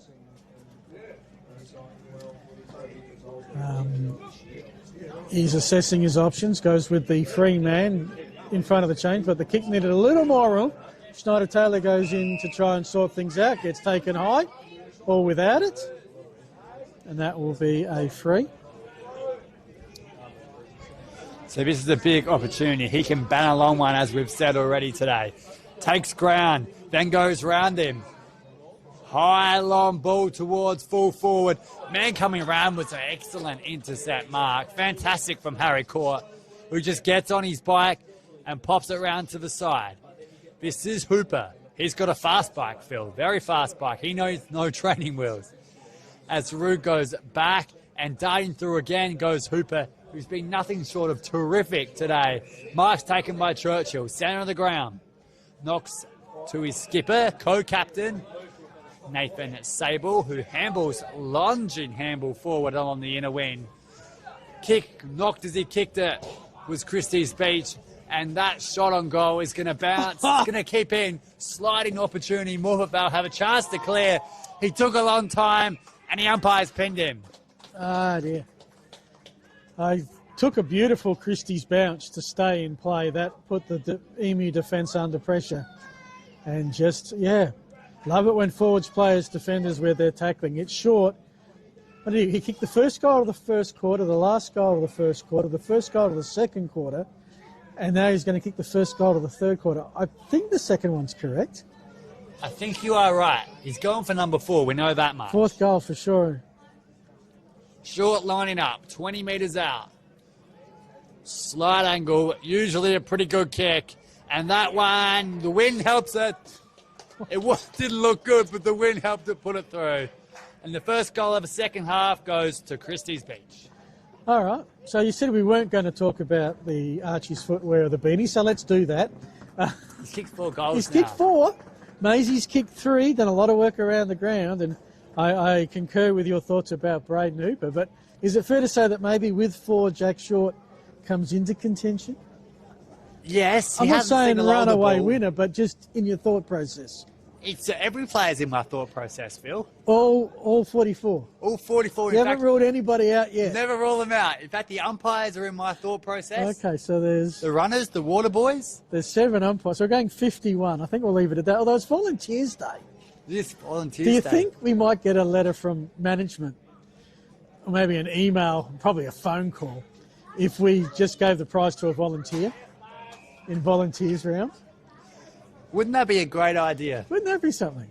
This would have been a great Wednesday discussion. Yeah. Instead of third quarter. Hey, at least it's not 20 minutes into time on in the last. But anyway, Daniel Lee to Murphy. Sorry, folks.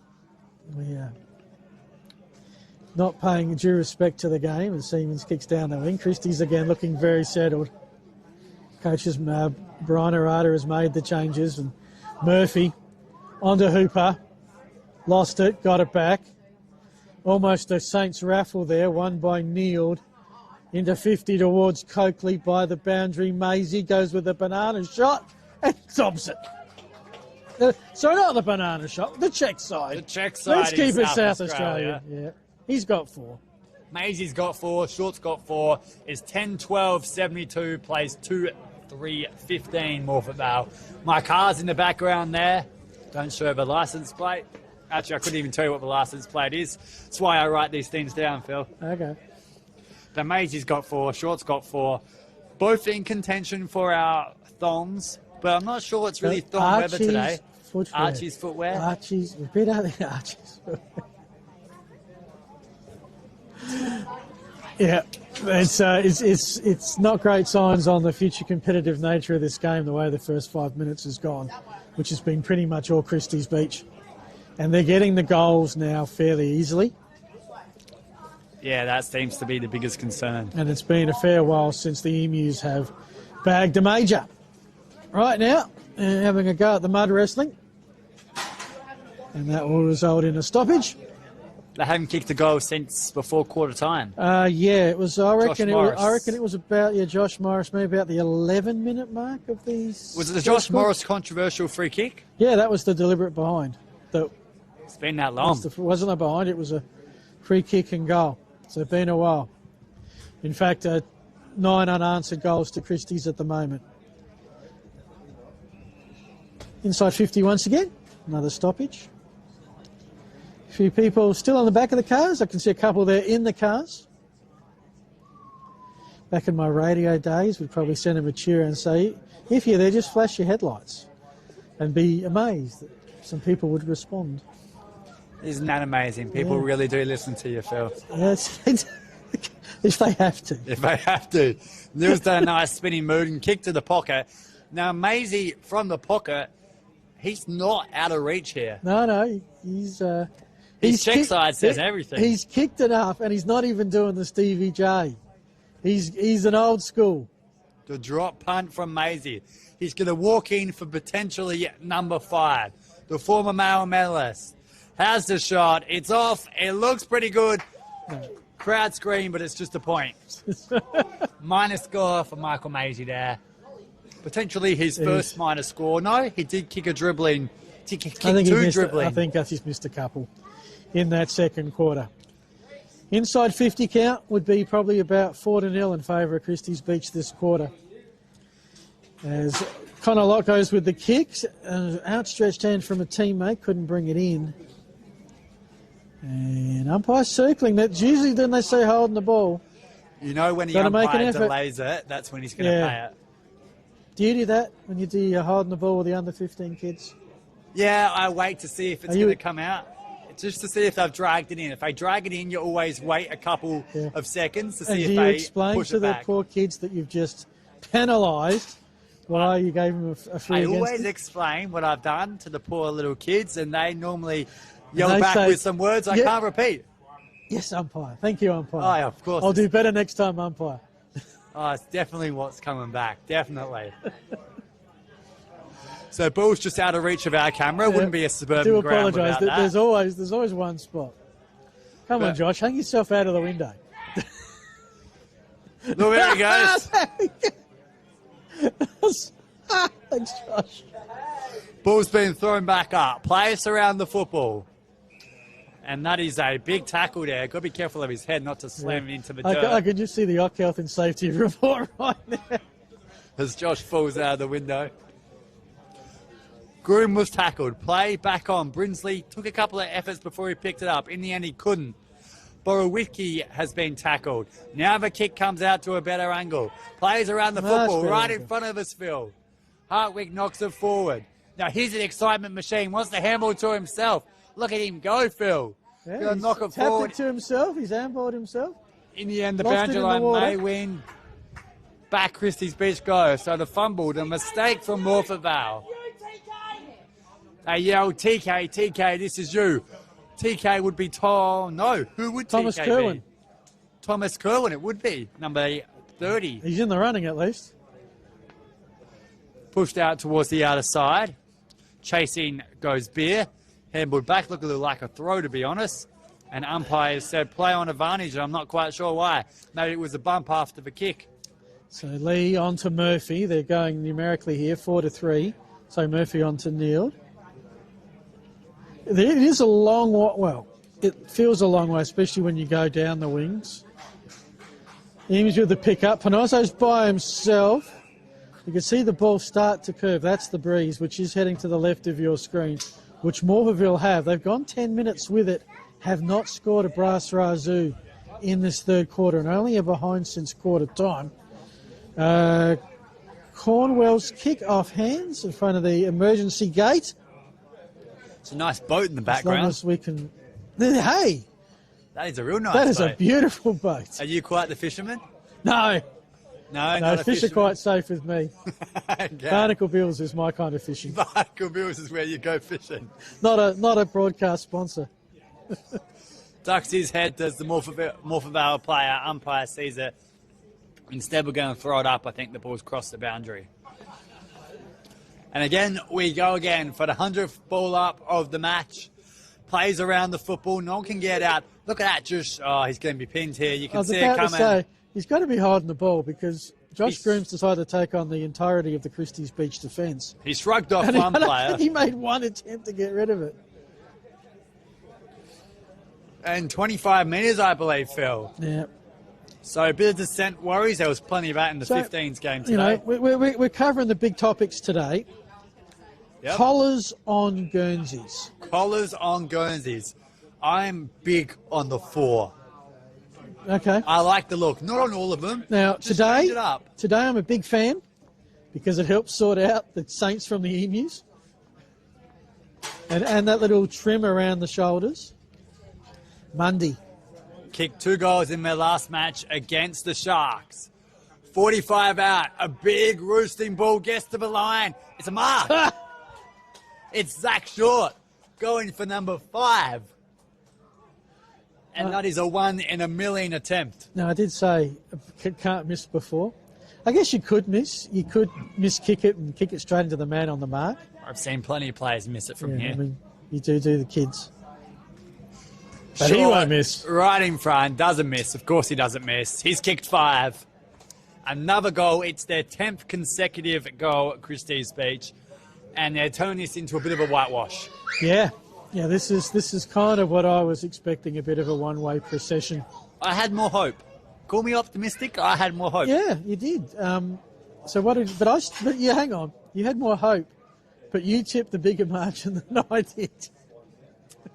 Well, I have hope, but it doesn't mean to. My heart said it would be a good game. My Yeah. brain said it wouldn't.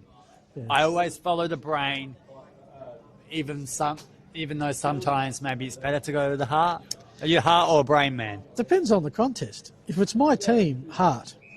I did a 5AA footy show. We used to do a Sandful show. Yep. At the time, I worked for the Woodville West Torrens Footy Club. So every week, I tip the Eagles. Every week. And I said, it's in my contract. I got to tip the Eagles every week. Came last. And that meant I had to buy someone a membership. I think I had to buy a Port Adelaide Magpies membership. Yeah, things we do. The things we do for our favourite teams. I'll be honest, I don't think I've tipped Crows for the last 10 years. Handball from Churchill.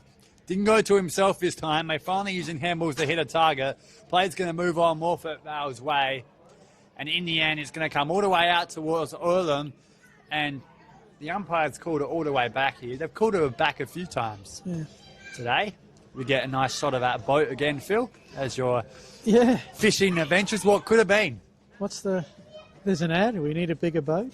No, I don't think they need a bigger boat. I think that boat's big enough.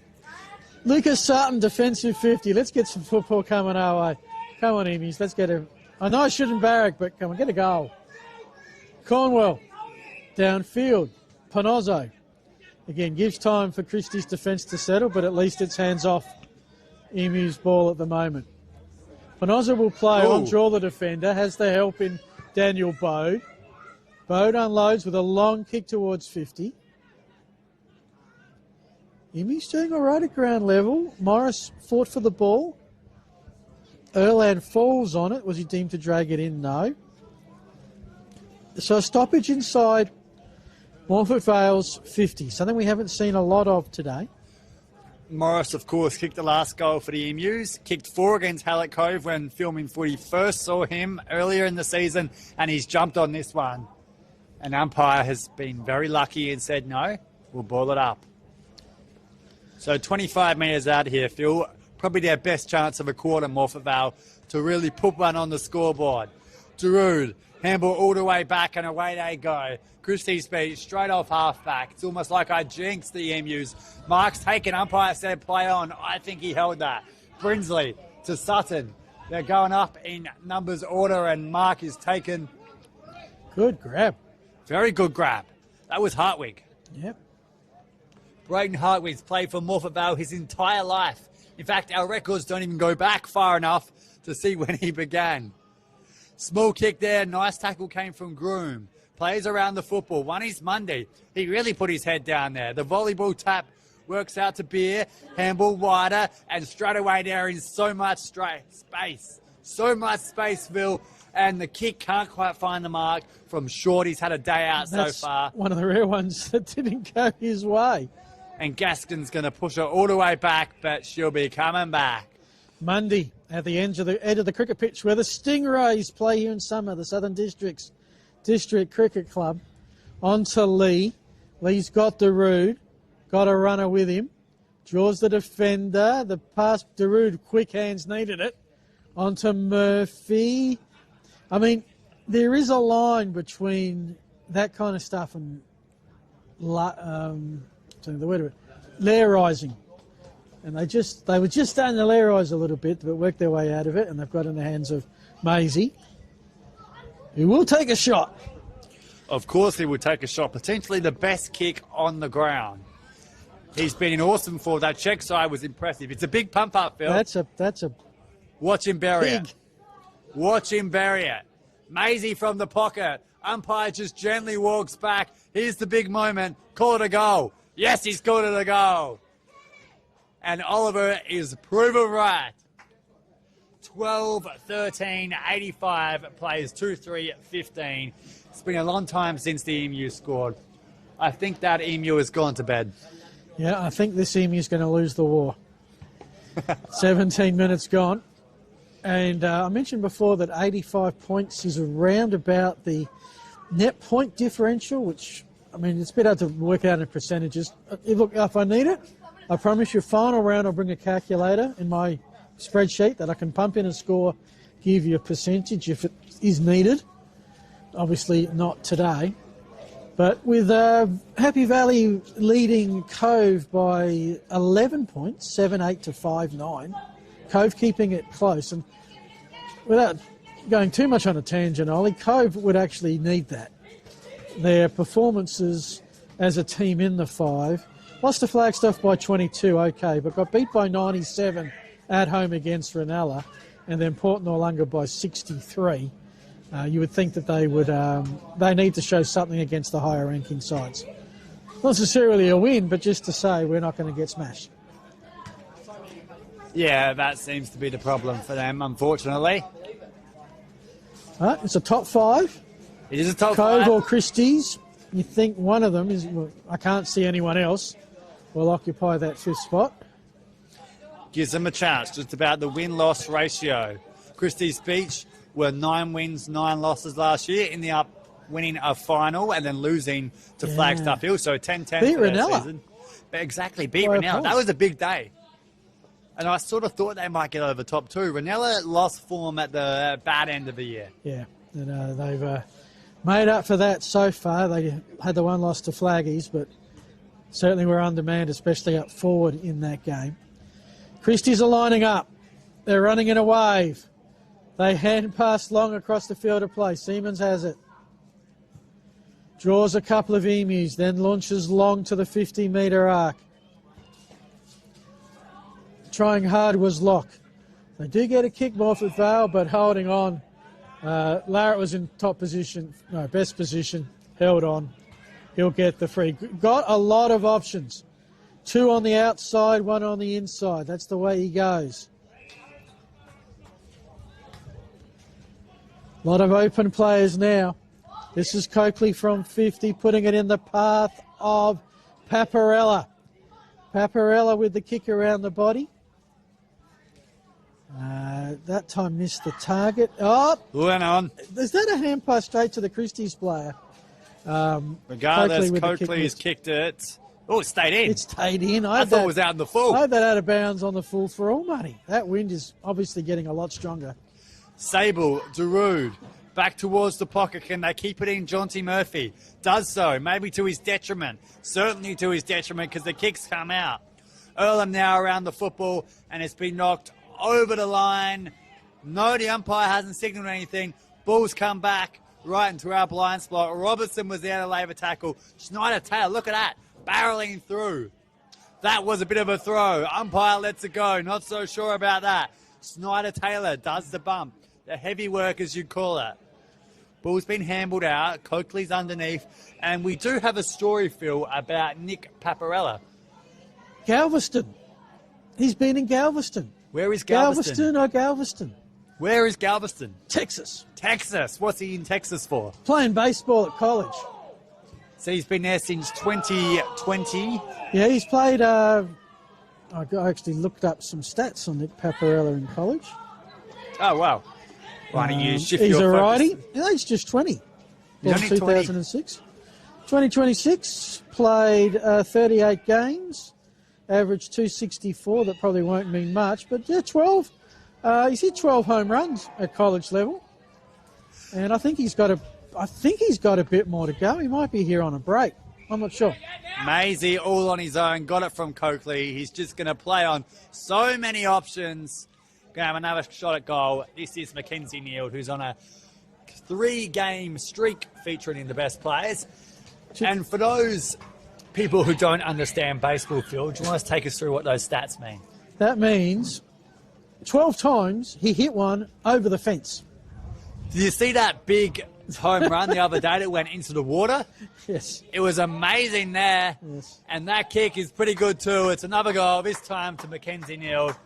13-13, 91, plays 2-3-15. 22 minutes gone, and it is getting ugly at Bice Oval. Yeah, just the final thing on Nick Paparella. Okay, he's playing at Galveston College Athletics, which people say, yeah, they're the White Caps, because it's down by the coast. He's also an Australian under-23 rep at baseball. So Adelaide Giants fans...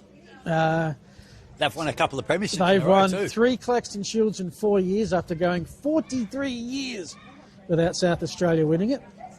I get to do play-by-play for them. Looking forward to that. Come November, slightly warmer, normally. Anything's warmer than a June 13, 2026. As ball's been put in the path for Maisie, and he's just too good. He's having an elite day out. He's kicked 6. Plays on. Could be the man with the Archie's footwear tonight. All the way at the back. Sable's 5. there. You've got 5. Yeah.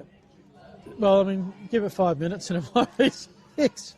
Well, We've lost count. That's how many he's kicked. No, I've got 13 on the scoreboard and I've got 13 of my goal scorers. And I'm confident with most of them. So 5 to Maisie, 5 to Short, singles to Powell, Neild and Darude. And Josh is going to have to do his athletic works here. Look at him. He's setting himself up. He's sitting on the table. He's got his arms stretched covering out. every angle, on the angle. Oct Health and Safety aren't too pleased with that. Play's going to move on. This is our man Hooper, who's had a fantastic game. Driving ball forward. Mark's been taken. It's the White Cap from Galveston. Nick Paparella, who kicked 9 goals in the B grade, including 4 against Happy Valley, deserves his opportunity today. Bit of an all-round sportsman we're here. Yeah, I mean, that used to be the way it was. People played footy and cricket and mixed it up. And if Nick's been able to do that, and the college experience in America is something else. You don't just play baseball, you do get an education paid for on scholarship. How's the shot? It's off, and it's just wide. It's a minor score. Foul ball. Really? Well, if you hit it and it goes outside of the diamond and it's not caught, that's a foul. It's down as a strike. I played Wii Sports, I know. Yeah. Well, most Australians, you say don't understand baseball. Most Australians understand the basics of baseball. They know what a strike is. They know what a home run is. Surprised to see you're such a baseball fanatic. Well, I've been commentating for the Giants for 11 years, but I only discovered once I started doing it how little I knew about the game. Is that so? Yeah. I think I've learned a bit. But anyway, not about me. About World Nick Cup Paparella. time, Phil. If we're talking now our sport, it's soccer. Yeah, soccer time. As our red-haired boundary umpire. You ever commentated soccer? How do you think you'd go commentating soccer? Soccer would be difficult because it's so boring. I think, there was a Simpsons clip, and it's come back again. Do you remember the Simpsons clip with the American commentating? Centre to forward, forward to centre, centre to forward, who holds it. And next door there's the Brazilian commentator going, centre to forward, forward to centre, the centre holds it. And God help if they ever kick a goal. Just explodes. Not enough action in soccer for me, Phil, as the tap has come back into play. Second time lucky as the kids run past us. And we're going to have, I believe, a ball up. 25 and a half gone. Don't worry, folks. Three-quarter time is coming soon. Three-quarter time. Very close here as Hartwigs handballs back to Sutton. The clearing kick. It's going to bounce over the head of a couple of players. Got through Robertson, got through them all. Handball from James. Hadn't seen him much. Robertson playing forward. I like this move. All the way at the back. This is where it gets really exciting, Phil. One-on-one contest. Sort of being held. Free kick on the way of Christies. Morphett Vale have not scored this quarter with a strong breeze. That was probably the closest they've got in a while. Here comes Christies on the counter through Bear.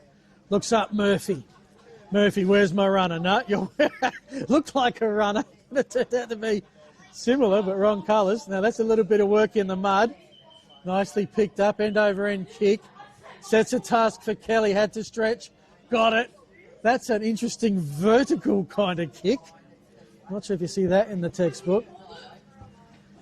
As we head out to the far side. Emu's ball. Three-quarter time imminent, you would think. A quarter where Christies finally got their kicking boots on, have kicked 5 goals, 2 to Zippity Doodah. Zippity Doodah. I hadn't heard that in a long time. Yeah, which means 0.0. I got that. Drew it off half-back. Decides to go back the same way it came, out a win, and now we'll go inboard. Man on the end of it is Larrett. His kick out towards this side, the inner wing. Moving it forward, handball from Kelly. Looks pretty good now. Great ball movement so far, and power right on the three-quarter time siren. No score there for Christies Beach, but they already have plenty on the board. It's 13-14, 92, plays 2-3-15. Phil, how'd you see it? It was the quarter that, and we're not biased against Christies or pro Morphett Vale, but we like a contest. That was the quarter that we feared we would see. That was with Morphett Vale kicking with the breeze. Another quarter to go. Christies are kicking with it. I have a feeling we're going to see another dose of the same, if not more.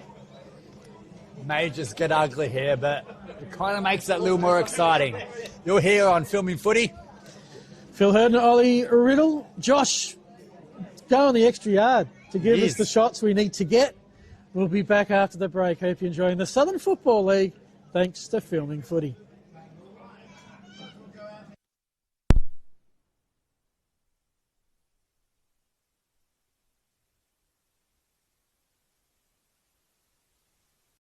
Footy analytics made simple. Improve your team performance with My Dartfish Live S.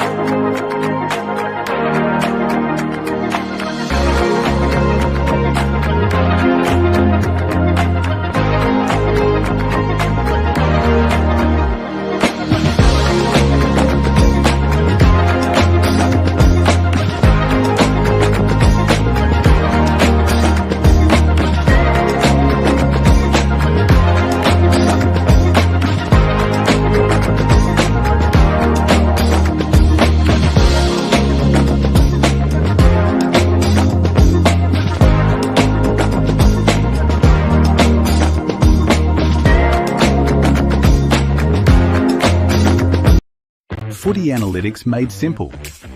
Improve your team performance with My Dartfish Live S. Quickly tag key games actions during or after the match.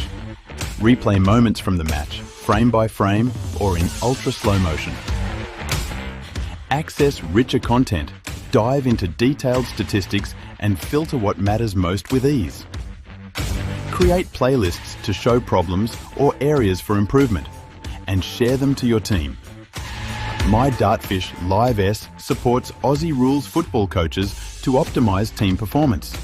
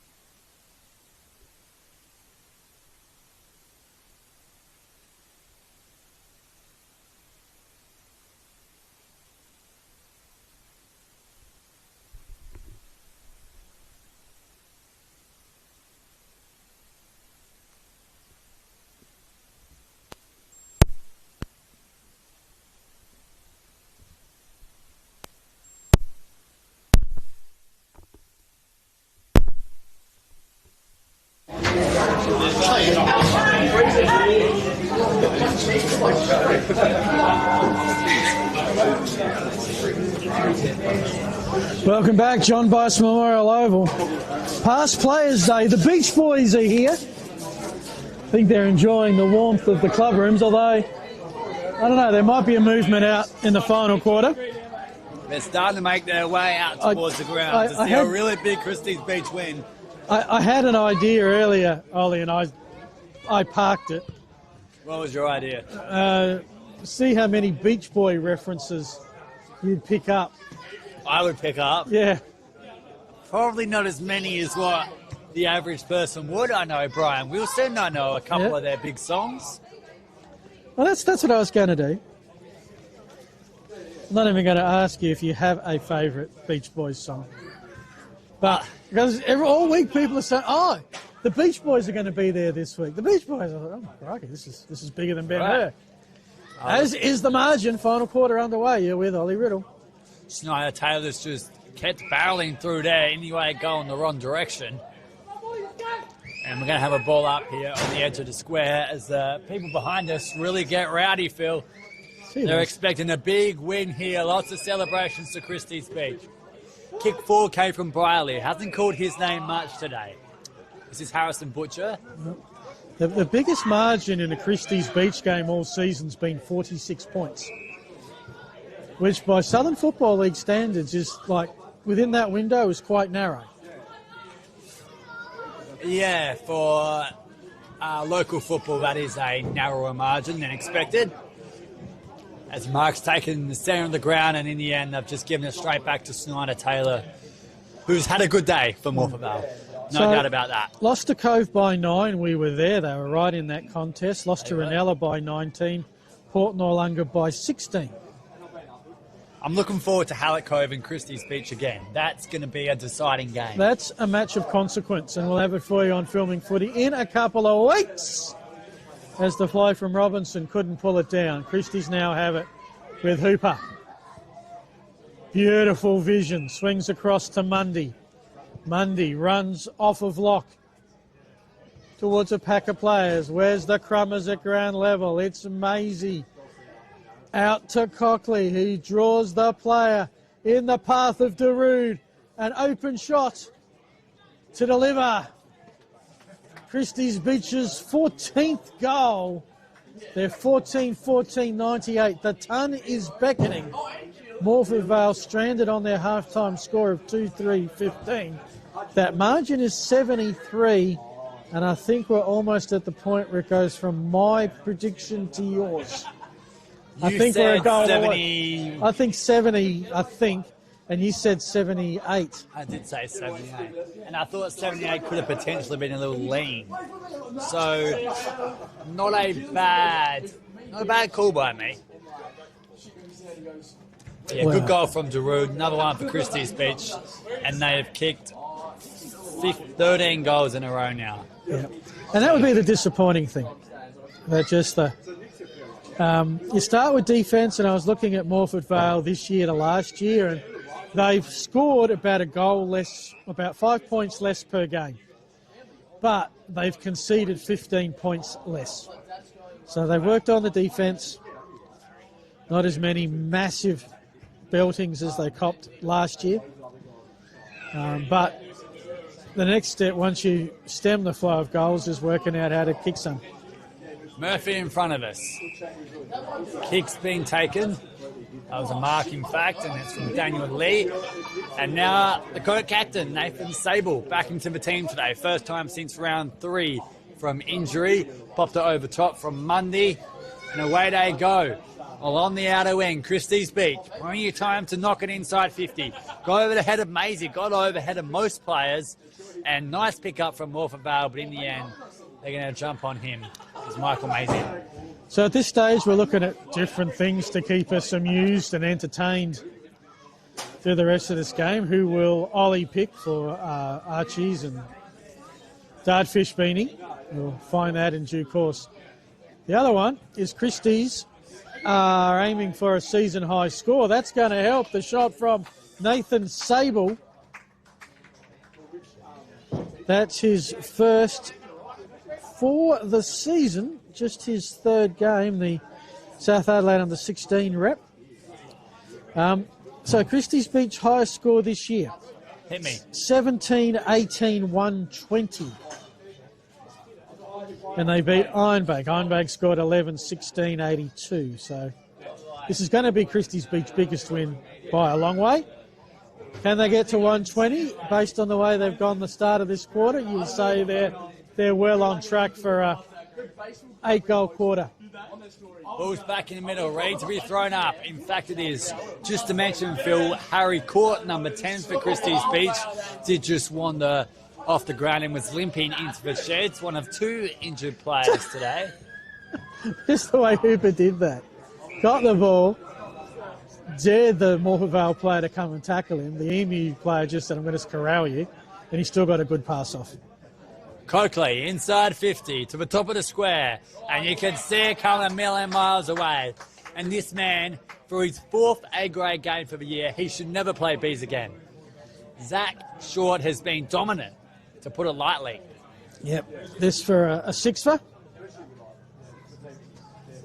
One hand on the beanie, potentially. Your call, not mine. Short Happy to give you that responsibility and pressure. I can handle the pressure. Short directly in front of goal. Can't miss this. The road train horn goes off. He's put it through, Zach Short. He's kicked his 5th goal. And I told you it was a road train Yeah, horn. they packed up. In fact, they're leaving. They Quick, are get leaving. us to the road train. They've given up. The road train has... They're going the wrong way. I'm going to have to reverse. They're going to have to reverse Sorry, I back. shouldn't. Look, they're loyal fans. I shouldn't pick on them. I obviously have a thing. Well, once we get 100 behind, we go. Is that the concept? I don't know. And I don't know what sound an emu makes, but I reckon That's close. that's knowing the attitude of emus that I've seen over time. Anyway, Ball's back up. Plays back on. The road train's going home. Handball came from Groom. Snyder Taylor. Been good all day. Puts it out wider. Robertson's been moved forward. I like this move. I reckon what they're doing, let's see, I reckon they do it like the Central District supporters. I reckon they're going end to end. From our, Let's see. Let's see if they go to the other side as Christies take the mark with Daniel Lee. Brings it out to Hooper. Hooper's off. Decides not to take a bounce. Goes with a penetrating kick across the centre wing. Nice lead for the ball. Nice clean pickup. Some good skills on display there. That was from Paparella on debut. Jeez. His footy skills are good. Can't wait to see what his baseball ones are like. As ends up with Murphy. 50-metre arc. To the hot spot we go. Here he comes. He was held onto. And Short's going to go for a Super 7. A Super 7, you call it, Phil. This is a big moment for a man who kicked 32 goals last year. And it's hard not to give the Archie's footwear and the iconic Dartfish filming footy beanie to a man who's kicked 7. This is a big opportunity for him. Well, second game we've done Christies and they lost. So it's going to be our first Christies winner. He's running a long way back. You know, it's inaugural winner. It's a big thing, Ollie. Short comes in. Set shot, about 40 out. Sends it on his way, and the goal umpire takes one step and gives the two-arm salute. That is a Super 7 for Jack Short. Man in the moment. Short's kick goal number 17 for Christies Beach. And the Crows got 20 goals on Thursday night. I'd like to see him play the Saints because Christies Beach may just have him. I think they got the Demons next up. Close enough. 8 minutes gone. Well, this will give Christies their percentage, which was their points for and against. They were minus 47. Right. This is plus 101, so their percentage is going to be above 50. With a 3-5 record, well, I reckon 8 wins, maybe 7 wins and decent percentage might be enough. 8 wins should get you in from the 16 games this year. Haven't seen a goal from Morphett Vale since just before quarter time. And a Josh Morris goal, that have is. dropped off as well. Should mention Morphett Vale on a 28-game losing streak, 658 days. That's going to continue to climb for them, unfortunately. As Bull's been knocked back, a punch forward for the Saints, and Maisie's onto it. He's kicked a lot. Short's kicked even more.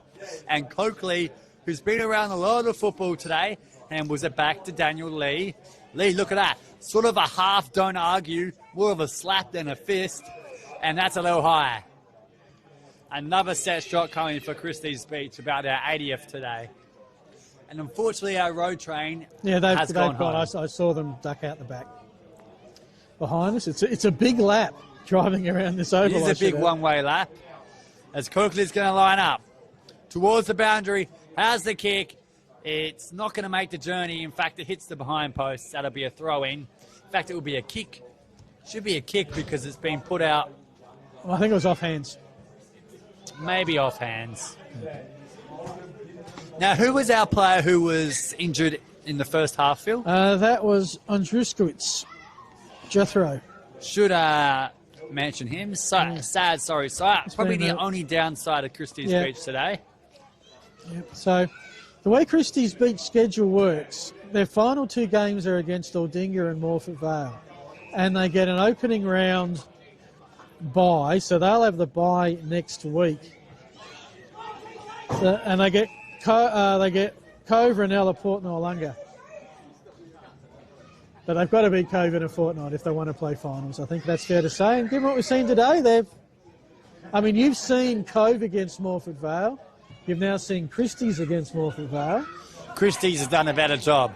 Yeah. But overall, both teams will be pretty happy. I think now is a good opportunity for Christies Beach coach Brian Hedaya to start resting Maisie, start resting Short, maybe even take Hooper off, who's just, look at that, just run around Sutton with ease right there. Yeah. Time to start getting your better players rested, ready for 2 weeks' time. He wants the beanie. He doesn't want to come off. You notice he did that, showed off just for you? Just that show in front of us? Yeah. He wants the beanie. He may just get it. Fist coming wider. Sutton meets Murphy, that is. And instead our umpires are going to chuck it up again. And they're really getting rowdy behind us, Phil. Yeah. Yeah, a few have gone the full Kokomo today, the Beach Boys. Lots of cocktails, I think, as we go up. That no, I didn't see anything registered with you with that. And I just gave you the Beach Boys, most of their hits are in the 60s, like before I was born. And that says but a lot. they did have a hit in the late 80s with a movie that starred Tom Cruise. You heard of Tom Cruise? I'm aware of Tom Cruise. Okay, well, he started a movie called Cocktail. And the number one song, because it was called Kokomo, from the Beach Boys. Kokomo, I am aware of Kokomo. Bermuda, Bahama. Yes, I know that. I won't sing it anymore. I just said that, and you didn't even flinch. Well, I'm not looking for Beach Boy references. I'm watching the football, Phil. As the ball's been knocked towards the back, another option. So many chances for Christies Beach, and this one's just wide of the post. No, it's gone in. Another goal, and it's our man, Michael Maisie. Maisie. Is that his sixth? That is number 6. So Shaw's kicked 7, Maisie's kicked 6. So we give him a piece of footwear each. They can take the home edge. Maybe give the beanie to one. To Hooper, one piece of Archie's footwear. Amazing. Now, I laugh about that. Working with filming footy in a different competition, we had 3 prizes. And the poor person who did the post-game interviews didn't have to round up 1 player, had to round up 3. Remember which one was which? They all got 1 question each. The prize. That is hard. Yeah. Finding You've got it easy. Players. Just the one. Sometimes these players are a little camera shy too. Yeah. That makes it even more difficult. There's probably a club fine for being on Media Street. Well, with that goal, Christies have kicked their highest score of the season. They look like they're not done yet. Juggling mark from Sable. Knocks it back towards the centre of the park. And away goes Darude, who just pops it up to the top of the square. Short was coming in. Man at the back. And it's your man, Phil. Who is it? He's kicked a grand slam. His first A-grade goal for Christies Beach. Send it to Galveston on A-grade debut. It's Nick Paparella who's kicked his first A-grade goal. And Phil, your celebration. Well, I've never seen you move so quickly. I love a debutant kicking his first goal at their level. I never say... One that drives me nuts is AFL commentators when someone kicks their first AFL goal, saying their first goal in footy. Like, this is footy? But anyway, first goal, A-grade Christies Beach. The extra cheer you heard there was everyone who knows Nick, knows his journey. You know, a lad who's come up through the juniors, done some great things overseas. He's an athlete. Can't wait to see what he'll do. Only 20 years of age. Awesome. Great to see. Knocked forward for Morphett, the highest I've had it in quite a while. And it's not even out of the centre square, and that says it all today. Going to have that ball up here. 15 minutes gone now. The margin has stretched to well over 100 points. Let's put it that way. Mercy rule would be intact. And knocked forward by Groom. To the back of the pack, players surround her. All Christies Beach, ducks his head. Butcher played well today. Hadn't seen a lot in the second half, which just goes to show the strength of Christies Beach, really. And Darude's going to take it, and they'll run with it too. So it sits with Lee as time to assess. Pressure is minimal. The run, kneeled onto Darude, who started this in the back pocket. Back to Lee, has time for a bounce. Little around the end over end kind of kick. Now the shot inside 50, and there's Paparella again. It's taken him 3 quarters and 13 minutes to kick his first goal on debut. Might take him 3 to kick his second. And this is a big moment for your man, Phil. Tony likes Benjamin James. No, the first moment is the first goal. That's. Oh, so you don't care about him anymore? No. Well, that's kind of what you just said. I've got a long-term investment in him. And I look forward to seeing when he's finished at Galveston what he does with the Adelaide Giants.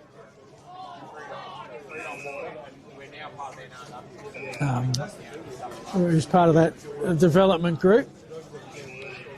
which is one of the reasons why we have a National Baseball League, is to have something for the young players to aspire to and develop. So when Australia plays overseas, we are, I think, 9th in the world in the sport of baseball.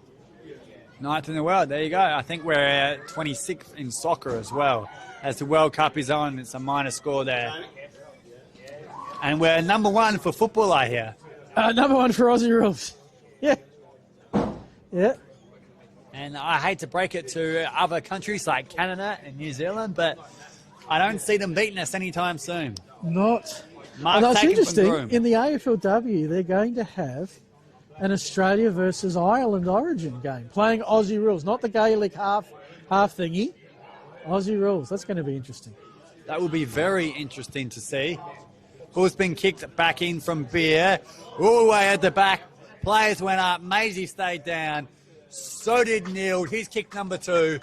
To him, that is. And it's goal number 20 for Christies Beach. 136 plays 15. And it's getting hard now, Phil. Put it that way. Well, it's just a procession. I mean, what are we talking? 19 goals without reply. After a first 18 minutes that had us overly excited. This quarter so far, Christies Beach have kicked 7 goals, 1. They would have been kicking 4 goals, 7 in the second quarter. Now, why? Because the shots they're getting are high percentage, low pressure. Yeah. So, yeah, got a couple of other scores to relay to you. Yes. Happy Valley are almost there. 18 minutes gone, final quarter.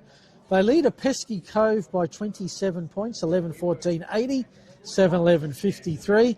And it's one-way traffic down at Cocklediver Country, Port Noarlunga 19-17, 131, Aldinga 3-6-24.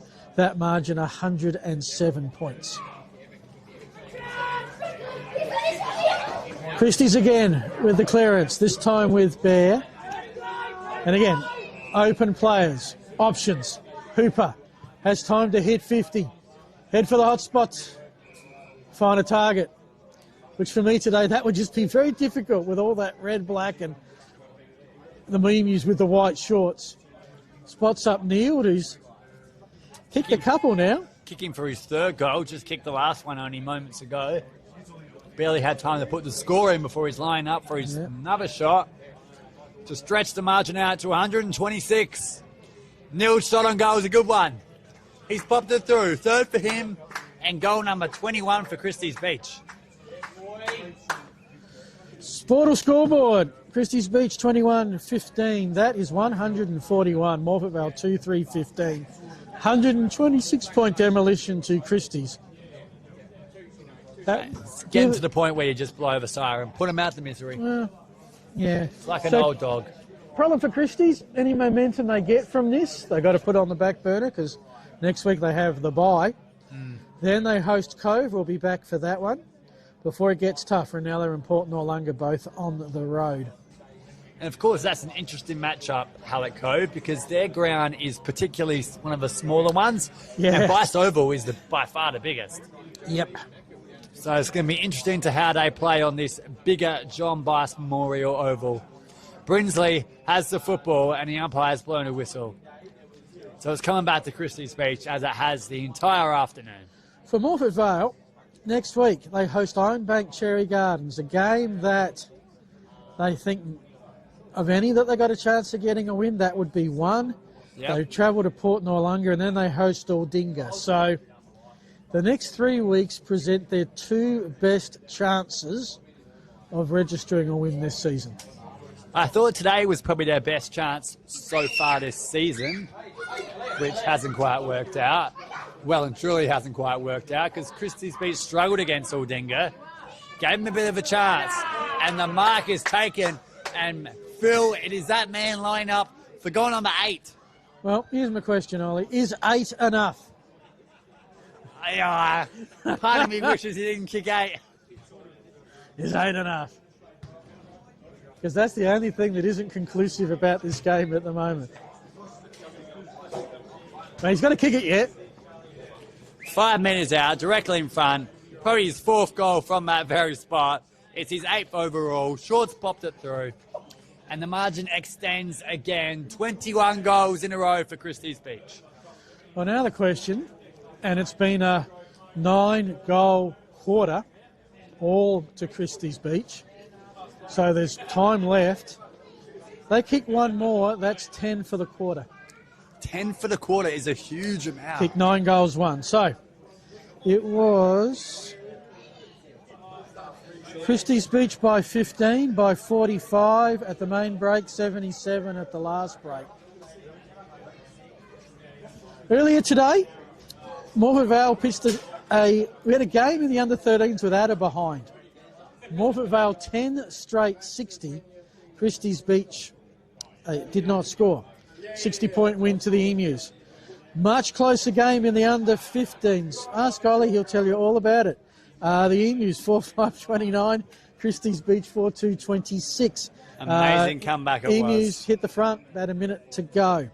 And on a set clock, I don't think there was any play before they got back underway. No, there was another free kick and another yellow card and another 25. The free kicks went the way of Morphett Vale in that game in the last term, but they were all there. Okay, the under 17.5 was also close.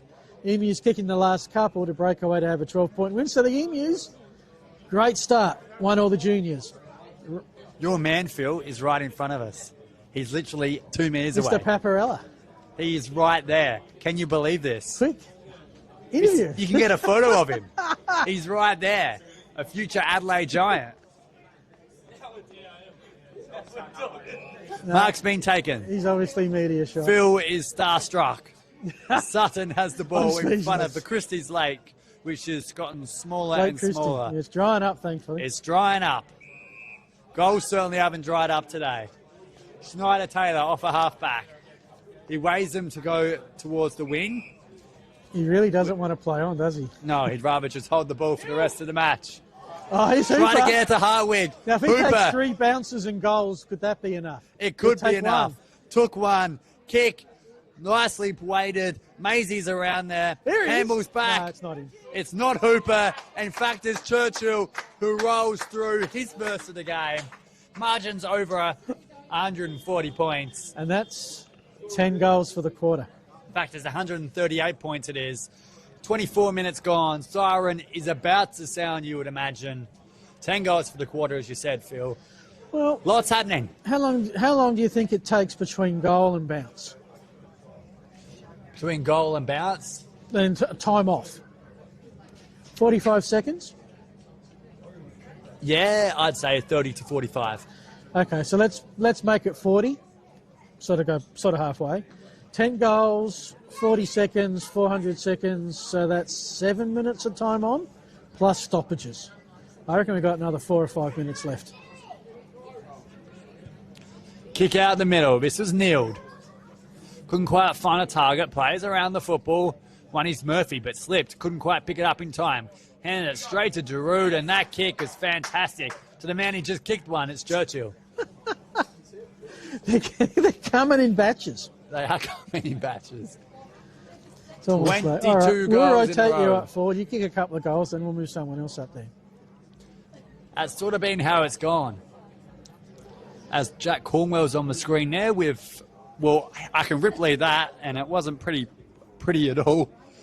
And that kick is just to the near side, unfortunately for him. Minor score, 154. That is 23-16, 154. Plays 2-3-15. Next week, in a league that celebrates 140 years, we go to a club celebrating 130 years. It will be one of the league leaders, Ranella, who last time we checked were leading Iron Bank Cherry Gardens. All going to plan. Should be a 3-way tie at the top at the halfway point of the season. Happy Flagstaff, Ranella, Happy Valley. I think that's the way the percentages will work. We're going to Ranella Oval. And we're going to Ranella Oval for the 130th. Ranella will be wearing their original colours and a replica jumper. What is their original colours? Brown and gold. Brown and gold. Isn't that amazing? And who are they playing, Phil? Port Noarlunga. Going to be a great game. Filming footy will be there. Aidan Coakley for his second, I believe. And he's popped it through. Celebrations continue, and it's getting wild. 26 minutes gone. 160 plays 15. Yep. And it seems like they've doubled our margin, Phil. Yeah, they took your margin and said, seriously, where's the respect, boys? They've gone and doubled it. Yeah, and Morphett Vale that were 2-2 at quarter time. We're 2-2 at the 11-minute mark of the first quarter. One behind since then. That's a long afternoon. So, Emu fans, my sort of words to you, get there early because your juniors aren't bad. Your juniors actually are pretty good. Yeah, it tends to be the tale of the afternoon for Morphett Vale. And of course, well done to all the umpires today. Some of them were in the wet. Don't want to name any names, Phil, but some of them got absolutely drenched. They might have the initials OR. I was about to say, I thought you might have pneumonia by this point of the commentary, but you don't. Been pretty good effort today by our umpires. And look, we've prattled on about a few things. We should do this volunteers round. Yes. Let's talk about volunteers for a sec, because when you come out to these things, especially if you come along early as you do each week, Ollie, and I do on occasions, you realise how early the start to these days are, and you know that it's also one of 2 days. I'm up at 6 o'clock on a weekend. The games don't happen without a lot of people helping out, and the costs aren't covered with a lot of people helping in roles that are voluntary. A lot of them like the barbecue and the canteen and the bar and all those, just keep everything chugging along. And so to all of you, whether you're club or league or even volunteers in the way you help your nearest and dearest playing, thank you for your contribute, because none of this is even remotely possible. Volunteers is what helps the world go around, as Maisie's going to have probably his 10th shot on goal, let's be honest. And he's kicked 6. Yep. Going for number 7, a leg contender of the Archie's footwear. I think he's done more than short around the ground. No? Yeah, I wouldn't want to be in your shoes. I'd love to hand my duties off to you, to be Actually, honest. I better get him for you, hadn't I? Maisie, another shot for him, flying football, and it's just to the near side. Minus score there for him. That might have cost you. There you 6 goals. And you've got a different bag for you this time. Well, it's not about the bag, it's about what's inside. That's correct. Oh, it's about you. Well, it's not about me, it's about our player of the match, as James takes the mark. 29 gone. The end is nigh, folks. Probably saying thank goodness for that. Although do stick around, because Ollie will announce his player and have a chat to them. We'll try and get some scores around the place and let you know what the ladder looks like as the halfway point, where the ladder truly looks like a ladder in terms of where everyone's positioned. I think my Southern Footy League tomorrow night Facebook page will be the wrap that I do on Facebook, and includes Phil's power rankings, which chances are will probably model the ladder, given everyone's played everybody.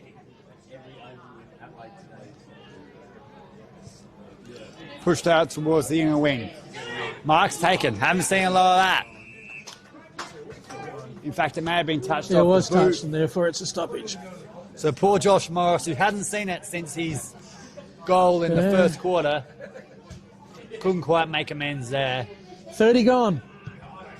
30 gone. It's been a very long quarter. A lot of goals on the scoreboard, as you can imagine. 11 or 12 of them now? 11. 11 goals for Christies Beach. 11 goals, 3. No goals to Morphett Vale since before quarter time. And Your man lays a tackle on Morris. Yeah. Well, it doesn't get to do that much in baseball. No, although I have seen some of the fights on the highlights. Some of the fights that do sorry to go baseball again. One of the things that took me a little while to get my head around was managers getting ejected. Really? Yes, because managers don't want their players getting ejected. So they do. So if they're in trouble, the manager will go out and start abusing the umpire. And then the umpire gives them the finger saying, you're out of here. And then the manager's like, okay, I'm just going to go for it. And there was a famous one, Australian Baseball League game, Adelaide, Sydney, where Jeremy Pospisil, the Sydney Blue Sox manager, got so upset at the ruling, got ejected, he stole third base. He basically went to third base, picked it up, walked to the edge of the diamond and threw it into the beer garden. Just like that. Just like that. Amazing stories of baseball. I don't know. I can't find a footy comparison to that. There's a mark on the siren. Siren's blown. Opportunity for Ben Powell today, right after the siren, to put the dagger in the hearts of Morphett Vale. Huge, huge moment for him personally. And that kick, they've let the crowd down. The build-up, the tension. We should go home now. The disappointment. Full time here, 162, 24-18 Christies Beach to 2-3-15. All right, Ollie, you go and do what you need to do. Final goal scorers. Let's just check. Okay. I've got one more goal scorer than the scoreboard's got. That's a problem. Okay. I got Jack Short with 8, Maisie with 6, 2 to Darude, 3 to Neil. That might be 2, maybe 2. Singles, 2 to Coakley as well. Singles to Sable, Churchill, Powell, and on debut, Nick Paparella. As you see, the Inclusive League teams coming out. Looks to be maybe Teachry Gully in that jumper, coming up against Christies Beach a little later. So Ollie's not going to have a huge amount of time. For Morphett Vale, their goal scorers, as they were at quarter time, Joel Groom and Josh Morris.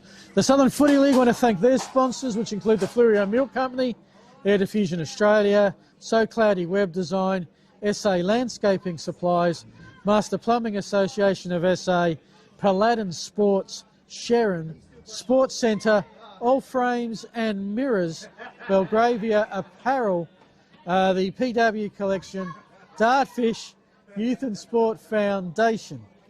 As Ollie, if he's trying to find, has he got his winner? Yes, he has. Okay, Robbie. So, Josh, Ollie is coming your way. Scores are correct. It's great to see the A-grade side providing a guard of honour for the inclusive team coming out. That's fantastic. That is what a footy club is all about. As we go down to the field for our prize ceremony, here's Ollie Riddle. We're here with our player of the match, Braden Hooper. Congratulations, because Zach Shaw kicked 8, Michael Maisie kicked 6, but I'm giving it to you because you were outstanding in that first half. The way you were able to dash off of half back, you were incredible. Oh, yeah, no, I just got to thank the boys for feeding me the ball all day, and yeah, it's good win.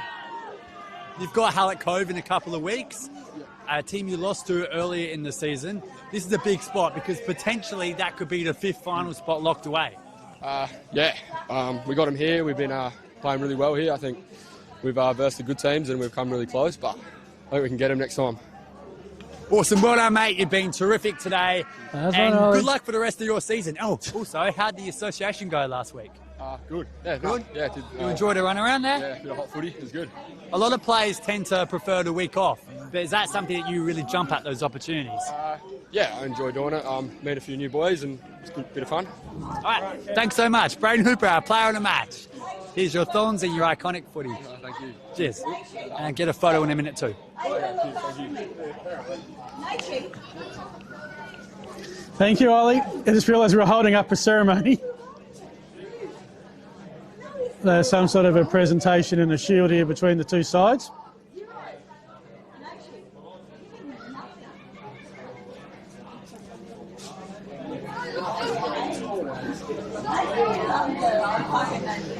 Which we unfortunately don't have a microphone for unless Ollie gets in really quick. So, yeah, some scores around. We have Happy Valley in the end, broke it open. Score I've got here, the Vikings, 16-15, 111. I think that's their 6th win in succession over Cove, 8-11, 59. Port Noarlunga got a percentage booster against Aldinga, 19-21 to 3 goals, 6. And here it was Christies Beach, 24-18. We've had the scores confirmed. 24-18, 162. Morphett Vale, 2-3-15. And good to see that we had a Best On Ground award and it went to the same player that they've chosen. So he's going to have himself quite a collection. We will get Ollie to share what that's all about a little later. So the ladder, assuming that Ranella have taken care of Ironbank, which they were at half-time. Flagstaff Hill, who had the bye, they're on top, 7-1. Percentage from Happy Valley and percentage from Ranella. Might change, but 3 teams on top at 7-1. Port Noarlunga with the win. They're in 4th spot, 2 games back at 5-3. Cove with the loss are at 4-4. Christies with the big win, 3-5, and I'd say their percentage would now be superior to Cove's. Ironbank 3-6, Aldinga 1-7, and Morphett Vale zip and 8. That is at the halfway point of the season. Next week, Morphett Vale and Ironbank. One chance for the Emus maybe to redeem themselves. Ranella and Port Noarlunga is a game of the week. Cove and Flagstaff will be interesting. Aldinga will host Happy Valley. This time the Vikings need to bring the clash jumper. Ollie, what's happening out there? A lot is happening out there. Braden Hooper, congratulations to him, our player of the match, who won the Dartfish Iconic Filming Footy Beanie and also the Archie's Footwear. Also won a nice medal around his neck for player of the match from both teams decided on him. So, guess what? Must have been a good pick by me. I got it right. Do have another game starting here. Not entirely sure. This is the Sandful Inclusive League. Well, I reckon it's Christies Beach and Tea Tree Gully. Gully have the same setup as Morphett Vale, but this is their alternate strip whenever they have a clash. So, yeah, and as you can see, Christies and TTG, who've travelled a fair way to get here. Tea Tree Gully is a fair way to get here. So, time for us to wrap it up. Lights are on. Josh has had a long day. Any final thoughts? Terrific win by Christies Beach. They've struggled against the lower sides, but still gotten the win. Today, we did not see any of that. Powerful performance. Yeah, the schedule is Christies, if they're going to play finals, they're going to come from behind. They had to win. The percentage booster sets them up that if they can take care of Cove in a fortnight, they've maybe got the inside running to the finals. But if they can't, then they'll miss out. And we will have that game for in a couple of weeks. To Josh, thank you. To Rowett and John, our managers. Congrats to Morphett Vale, they won the 13s, 15s and 17s. Christies won the Bs and the As, both by over 130 points. Ollie Riddle, thank you for the day. We were worried we'd be deluged. Survived it pretty well. Didn't get a drop of rain this afternoon. Not a drop. We got tarps, we got protection, and did not need it. Ain't that the way? Let it drop now as we go home. Yep. Let Noah have his ark. Let the 40 days and rain. No. We'll see you next week, folks, at Ranella for the Wineflies celebrating their 130 years against Port Noarlunga. Until then, hope you've enjoyed the Southern Football League on Filming Footy. Did you get a photo? Awesome.